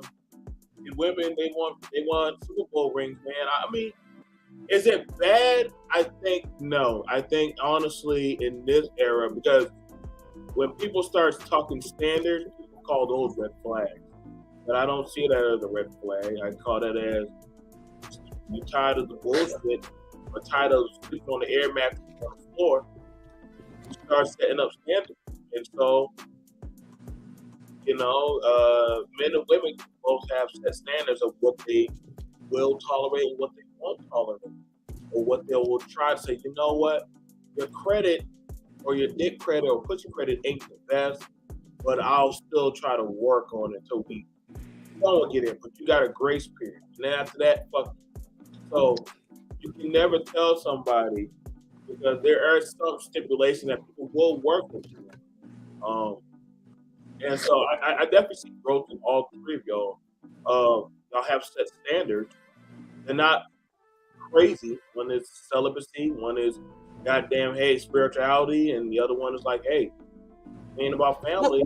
Wait, don't let me just say this really quickly. When it comes to celibacy, I'm not celibate as in the term of like I refuse to have sex, like, or if I find somebody, I'm not gonna have sex. I'm just saying that we need to be in a relationship and we need to be talking. And if we're in a relationship, I'm only getting in a relationship with you if I know that marriage down the line is even on the table. But I'm just not having sex with people that I know that's not what I'm going to get out of that. So that's what I'm saying. So what you're saying is you're not playing Pound Town. Exactly. You better never hear. I better never see you working the Pound Town in any videos. It's going to be. I may next week though. Okay. I'm going to be at a big con. That's all right. That's a popular sound on TikTok, but. Okay, so Hold on real quick. So let me chime in because I had 3 points that I wanted to make real quick, and we was on the subject for a little second. And anybody got to go, and it's been a little bit over time. Please let me know, message me, whatever. We'll wrap it up. 3 points. One, the whole working on you thing. As I admitted before already, I have been burnt out. A nigga has been homeless. Now, when a nigga was homeless, I was in high school. So I want niggas to understand, I wasn't homeless in my adulthood. I was homeless when I was in high school. However, now that I'm older, I have been in situations where I was like, damn, I'm in a financial bind, or I need to get back on my feet, or whatever the case may be. Maybe just dealing with the wrong woman, X, Y, and Z. And I did deal with a woman who played Build-A-Bear. You know what I'm saying? But it worked to her benefit because you have to know who you can invest in. Some people are good investments. You know what I'm saying? With me, she worked at this what's it called? It was a COVID testing company, right? And she was like, "Oh, you're looking for a job right now? You feel me? You could just do this." And so you start off as what do we call that? I forget what it's called, a host. You start off as a host, or you can start off as like a nurse, or whatever the case may be. So I started off as a nurse, you feel me? But because I was so good at what I was doing, they quickly made me site manager. You feel what I'm saying? So it's like, it depends on who you investing in. Not all niggas, just because you can't. Here's one of my favorite quotes by Kratos. I know that's a little nerdy, but Kratos got a word. He said, it's not the form. It's not the form of a thing, but it's nature. You know what I'm saying? So my current circumstances doesn't define me. Yeah, I may not have it right now, but the nature of me, the go-getter, the provider that I am, I'm going to get to that because that's just who I am naturally. Even if I can't do it financially, emotionally, physically, I'm going to be there 100%. You feel what I'm saying? So if it's a certain circumstance where the dynamics is, yo, I'm down right now. If you know I'm the type of nigga that's going to go get it, then yeah, pour into me the same way I would pour into you. The same way women be like, yo, I need a nigga that's going to be willing to provide and do this. Okay, well, baby, I can't do that if you. I mean, right now I don't have the resources to do the things I need to take care of me. And until I can't take care of me, I can't take care of you. So we could be a partnership and team where you pouring into me, or even just leading me. Because she didn't hook me up with the job. She just, hey, apply, nigga. I applied myself. So if you gonna fuck with a nigga that applies himself, then yeah, it can work in your benefit. But you just gotta be mindful of the kind of people that is going to be complacent, or the people who want to take you places. You feel what I'm saying? Past that, the second point that was brought up was a woman can't raise a man, right? I agree with that to a certain extent because I'm doing quotables. All this shit is quotables in my mind. I just watched The Brothers, famous, black classic. I don't know if y'all know the movie, but it has what's his name? 3 Stacks, Marlboro, Morris Chestnut. You feel me? All of them. So D.L. Hughley.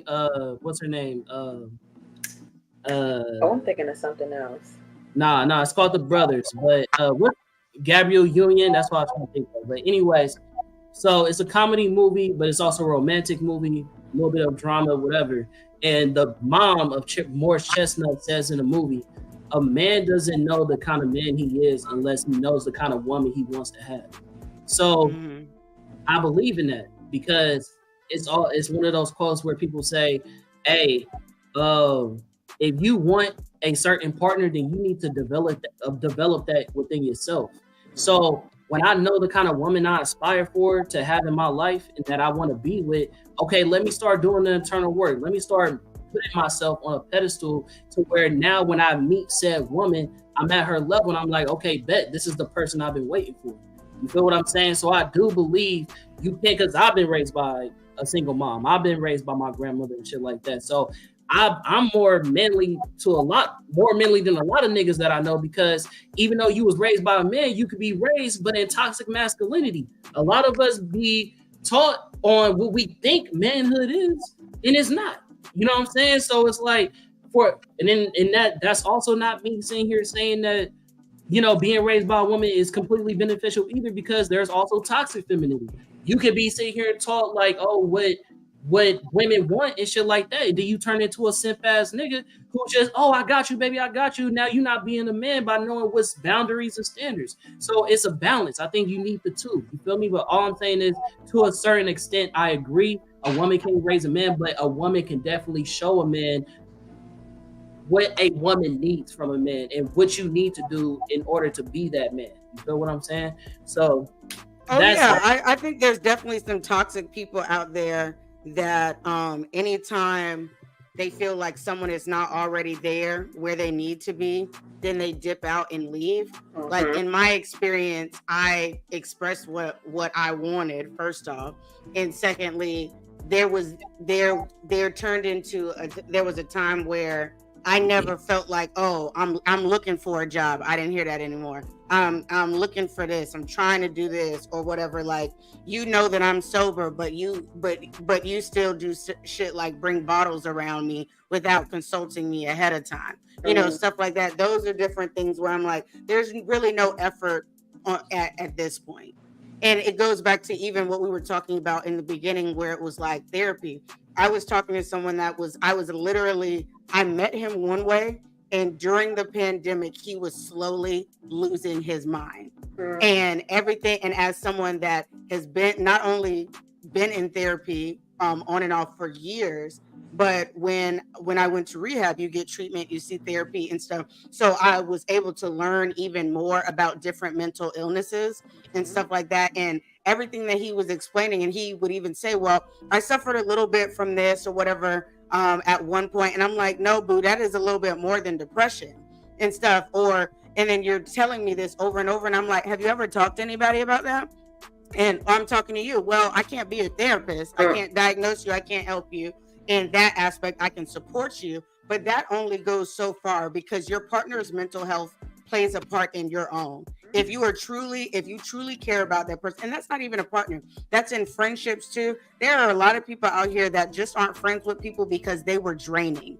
They were just straight up draining. And there's a lot of people out here. I've been one of those people that completely cut off, well, not cut off, but stop responding and expressing, because I'm one of those people that don't like to fake it. So even my two closest friends, they already know what's up when they're in the group chat talking and I haven't said anything in the past couple of days or whatever. They already know. And I tell them, I brought them together and told them 2 weeks before I was going to rehab, that I was going to rehab.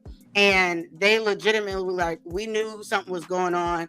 And but we also know how you do things. Like when you're going through stuff, because I made it clear. They were like, why didn't you talk to me? I said, because I don't like bringing that negative energy. If I feel like every single day I don't know my purpose in life, I'm talking bad about myself, I'm thinking poorly about myself, everything is negative to me. I don't like anything. I can't even enjoy my own best friends' experiences and accomplishments because I am in this dark place. I am not going to give that energy to you.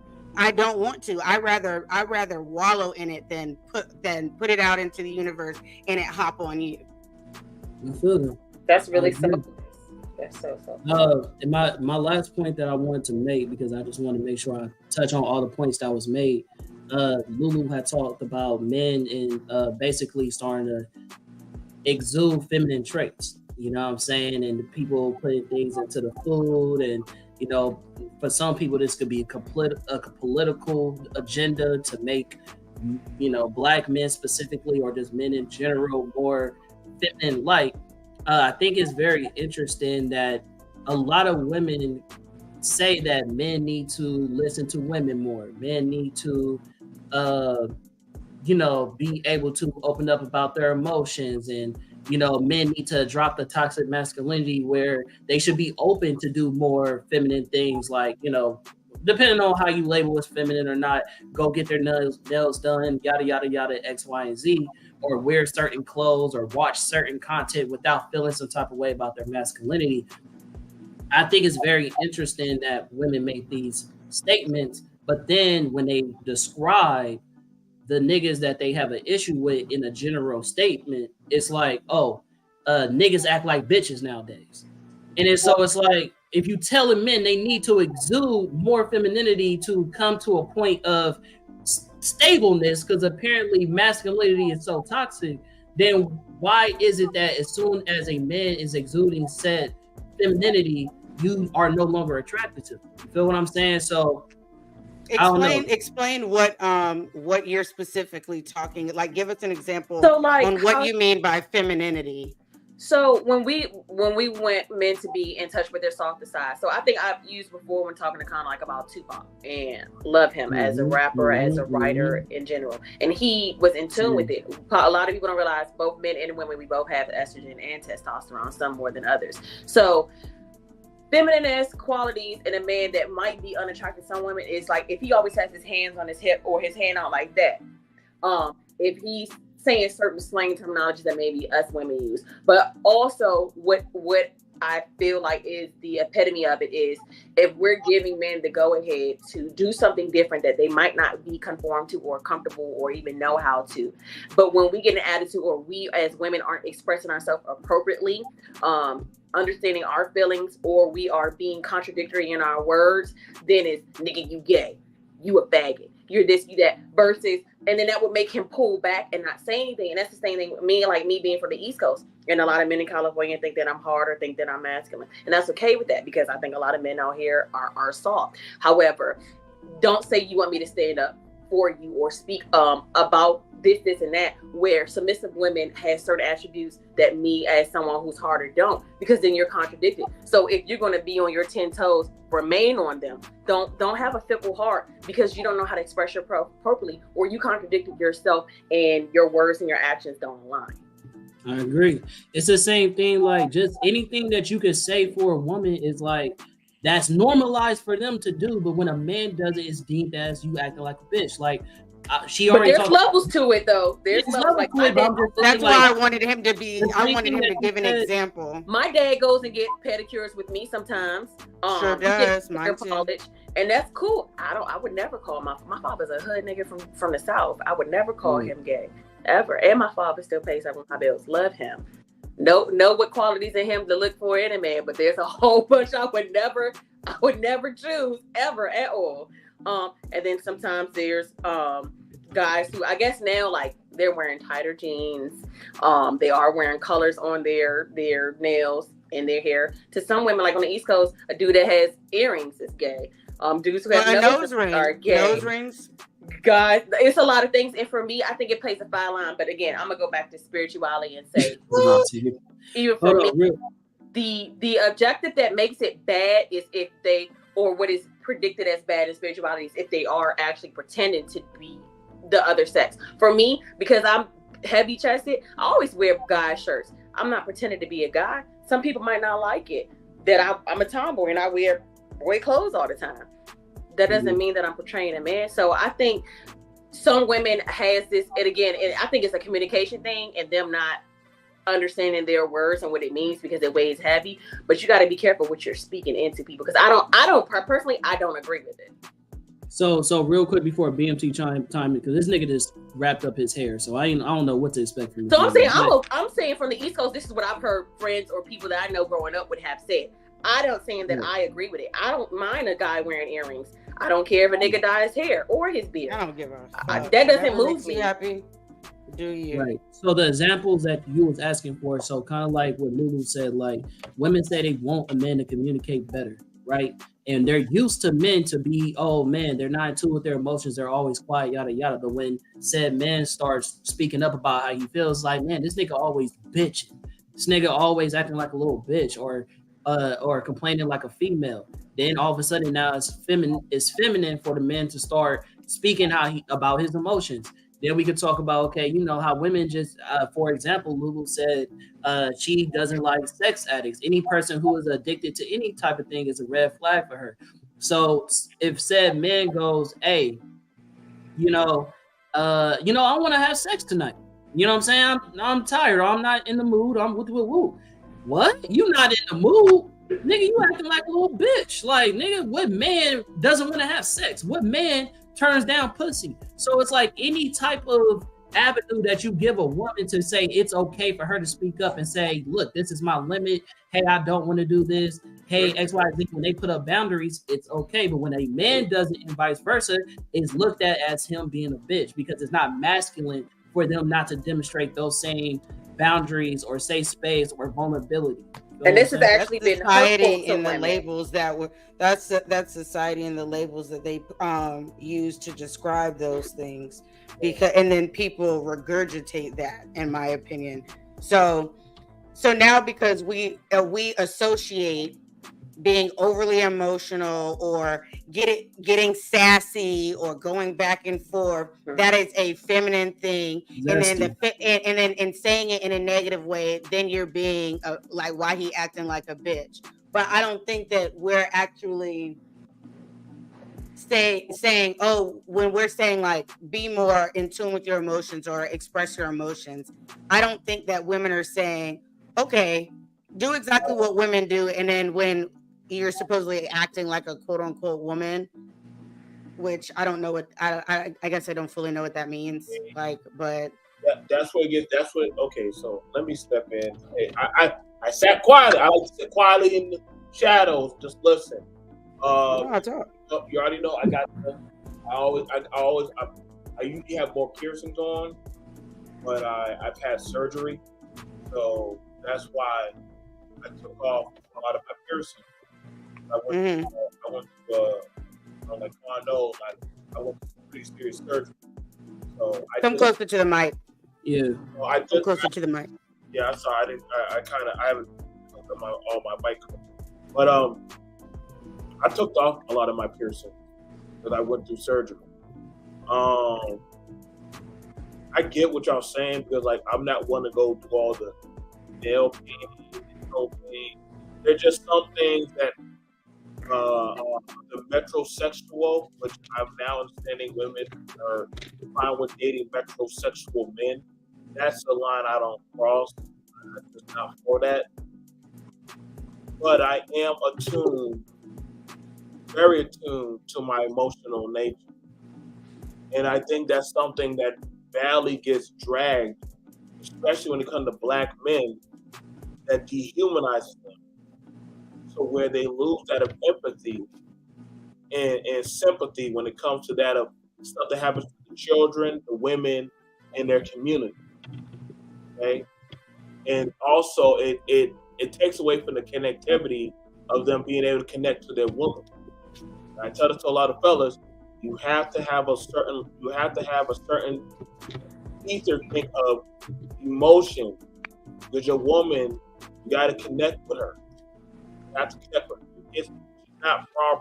But then also ladies understand because of the terraforming of the world, you have to have a certain type of callousness. I'm not talking about all women, so ladies don't get offended. I'm talking about black women right now. But they gotta have a certain callousness of masculinity because of the way they get treated. So they have to go a certain extra level of harder than their other predecessors. Now, some women may say that's not true, but I can promise you the actual majority of black women, I don't feel like they get a fair shake compared to other women. So, mind you, these are very beautiful women. They're going to always be judged, just like us as black men. We're going to always be judged about our content, of our color, of how we talk. Mind you, me and Carl are not small. We're two big men. But we're very attuned to our nature of. I remember one time somebody disrespected my brother, and I called my brother. Here's my battle, and Khan had the right to emotionally share to me, bro. As your brother, if somebody had disrespected you in front of me, I would have checked that nigga. Now, naturally, the bullshit side could have said, "Well, you acting like a bitch." He wasn't acting like a bitch. He was sharing to me his emotion that if I'm your brother and I call you my brother, and I charge you upon that, if somebody disrespects me, that's your job to check that nigga. Mm-hmm. That's not something like, whoa, you're not a female. No, that's my brother. And ever since that day, he ain't never ever had to question my voice. Understand that?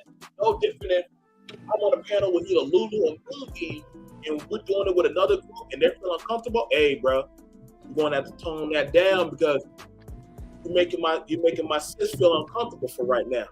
Oh, no. Let's change the topic. Like, I think that's why we're now seeing it where men who try to have an emotional gauge, they say it's a red flag. Because there's a difference of not having your emotional check, where I agree with y'all with the aggression and the hypertension, where if it's a talking point like, hey, baby, I'm just talking. Whoa, I got to just shake the shit out of you, Lulu. Whoa. So now she don't know, damn, I don't know if I can ever talk to this nigga. Or, you know what I'm saying? Like, Moonbeam, she want to talk to her man, but she might end up regressing back into a bad habit. Mm-hmm. Because, and that's the thing, battle when we got a big sickness with black people, where there's so many red flags, is the gauge of, first of all, I don't agree. I hate when mothers say, stop crying. Sounding like a bitch. And I've seen a woman for a child at Walmart. The boy just was like, I want the coloring book. Stop crying, you acting like a PUSS. And I'm like, damn. To a child. Yeah. Like, that's crazy. But it's so true. They do that. Part of this, in his mind, now all he was exhibiting was that of the want of, if I could have bought the coloring book for the boy, it was only like $2.50. I would have gave the little boy that thing. I would bought him that and the crayons and the Crayola. I said, here, bro, you can have it.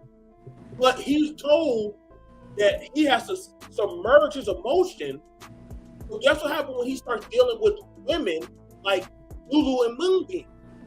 Not gonna know how to gauge. But when he deals with Khan as a manager, and Khan like, hey, I'm talking to you. Now he flips the fuck out. And that's another, see what I'm saying? See how the red flags start to be created? Because we don't properly get them the proper gauge of condition. That's why I know what it's, trust me, I know what it's like to be called. I mean, I talked about my sexual abuse as a child. I was called gay. So I'm like, well, damn, who do I talk to if I can't talk to black people about it? Who do I talk to about it?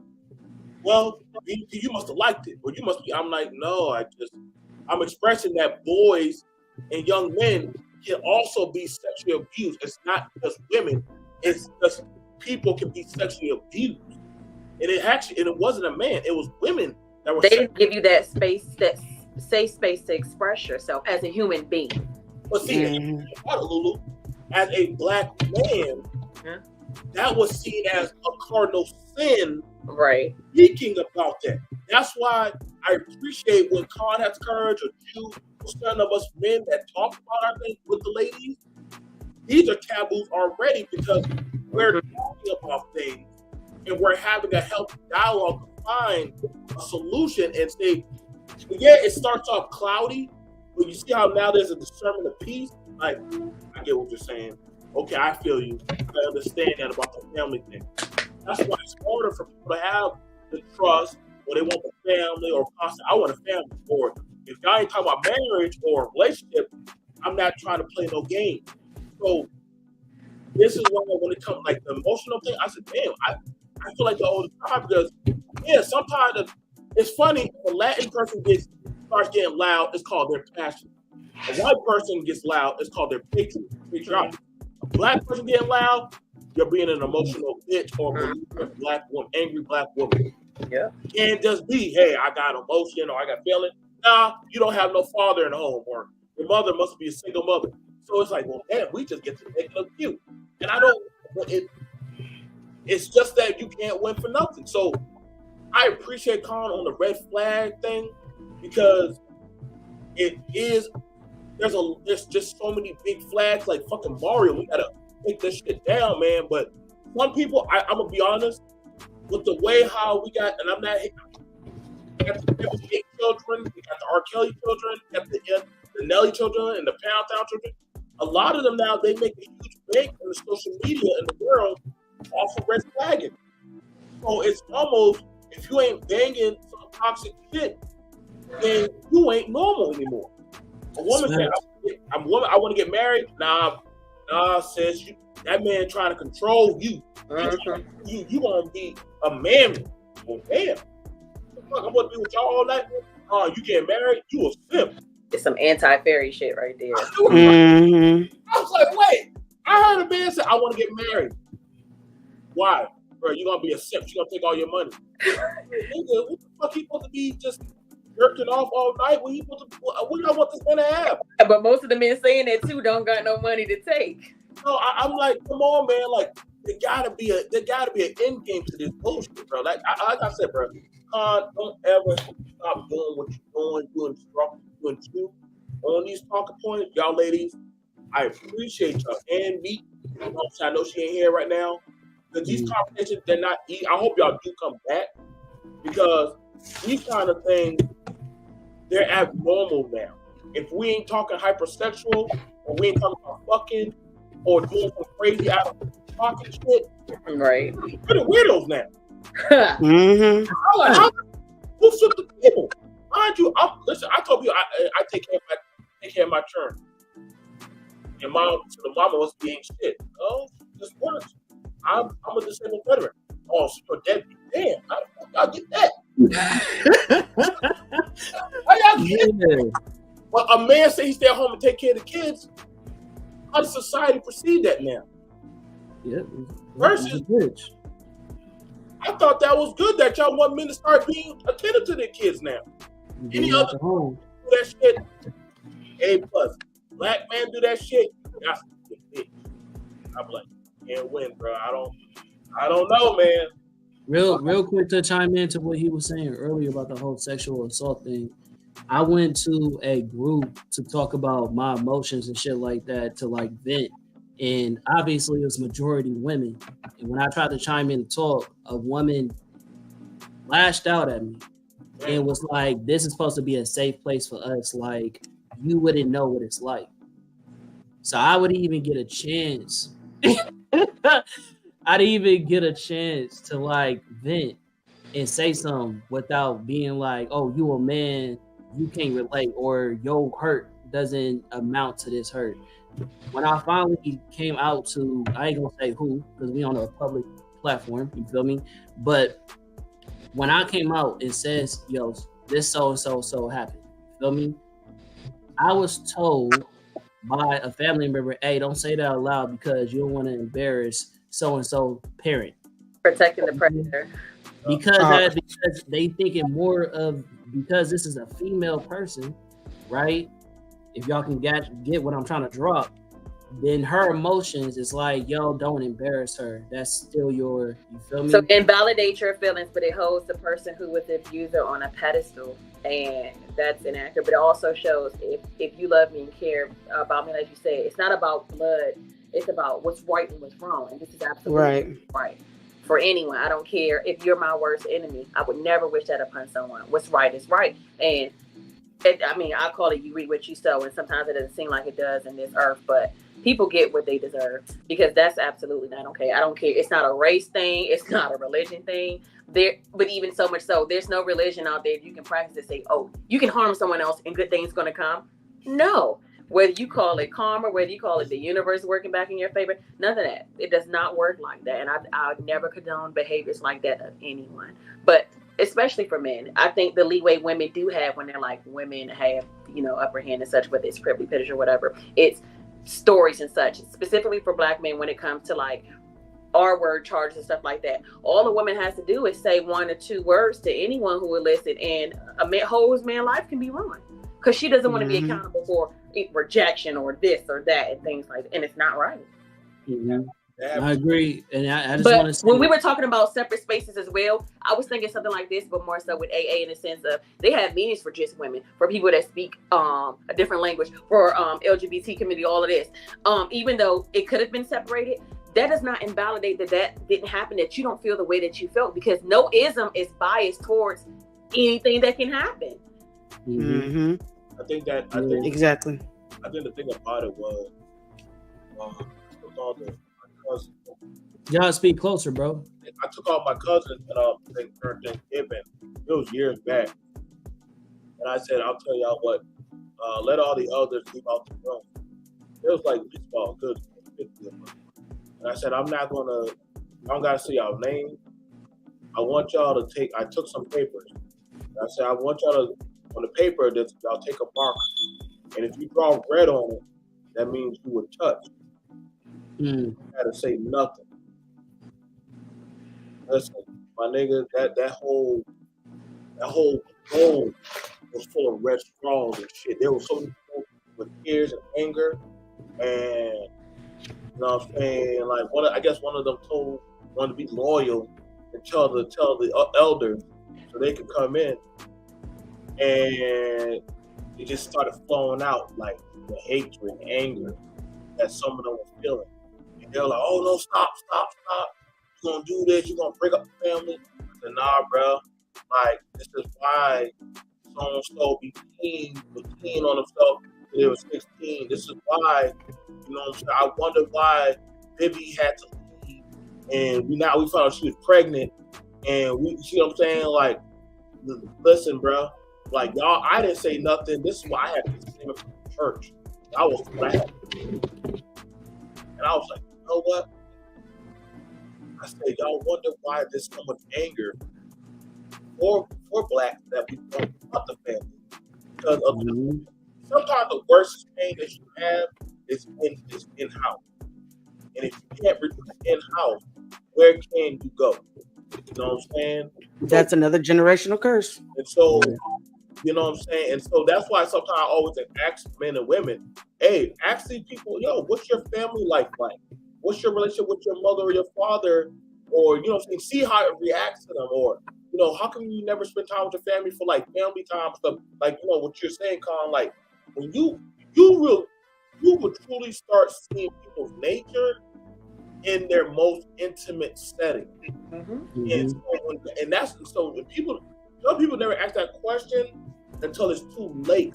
You know what I'm saying? Or they'll start saying like, yo, like my sister, her ex told her like, if you're with me, you gotta separate from your family. Like, what? Like my brothers and my mama? Yeah, if you with me, I don't want them around. I don't want them coming around.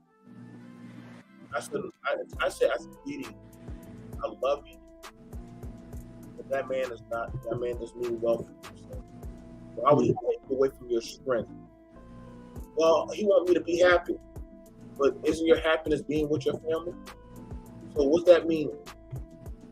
So she chose us. And he tried to drag on social media. But I said, you a fool, you a such. So y'all gotta be careful when people do stuff like that. That's manipulative right there.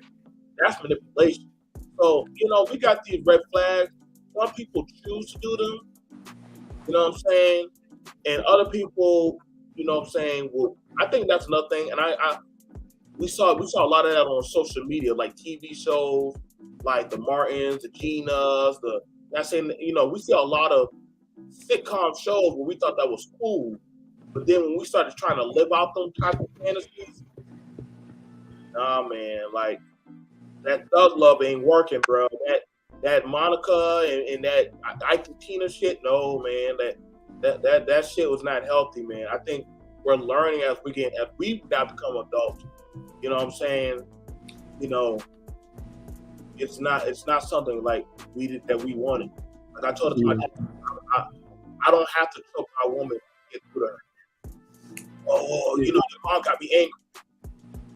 That wasn't the right reason to choke my mom. If I was old enough, I would have killed you. Yeah, I just wanted to say real quick before we start wrapping it up is that I do agree red flags. Like I feel like one of the most controversial things that I believe, I don't think that emotions are gender based. I don't think that there is a such thing as, when a kid is demonstrating this type of emotion, it's masculine. I don't believe if a kid is demonstrating this type of emotion, it's feminine.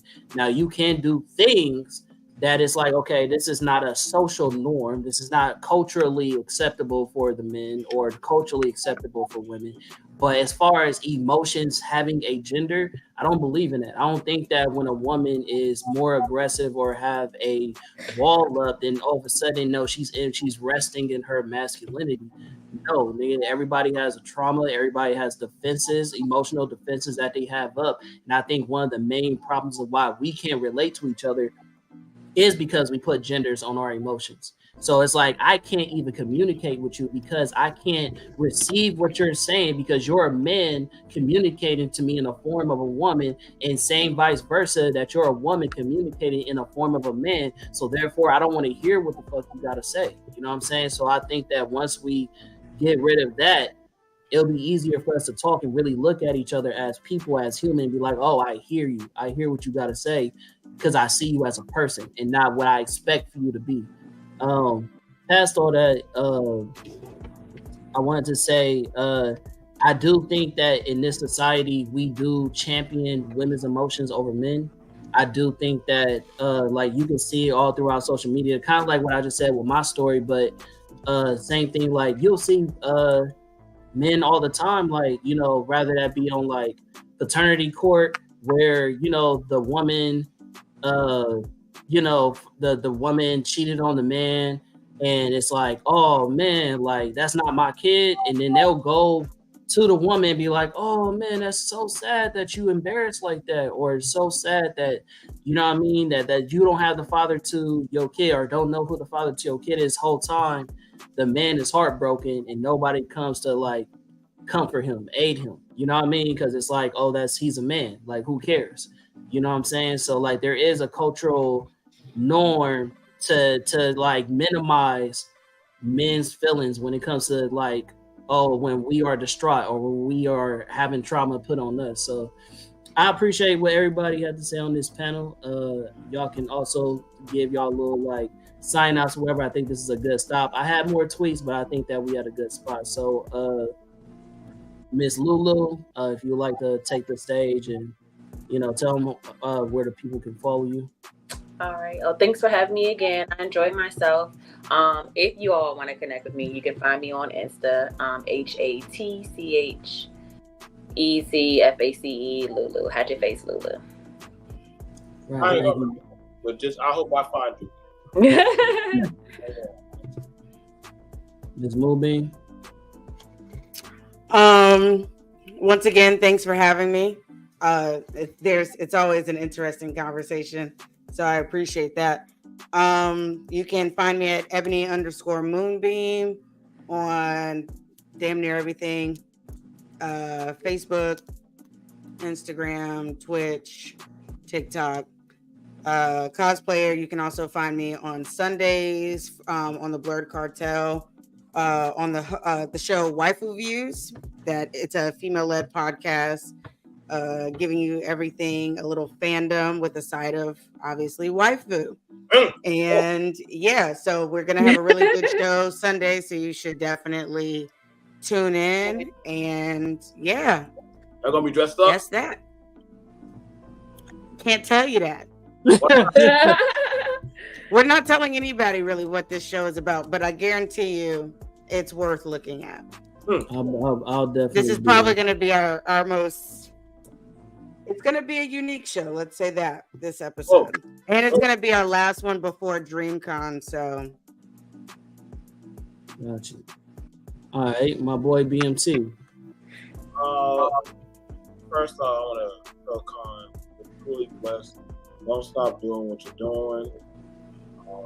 I've been doing this for over a while. You're going in a good trajectory. I check out a lot of y'all. You're coming to the mic, bro. Man, let me move. I'm sorry, brother. It ain't on me. Listen, there you go. That's much better. So here's the thing about it. Y'all don't stop doing what you're doing. I do check out Waifu Review. Lulu, I do hope to see you again. I do hope to see y'all come back again.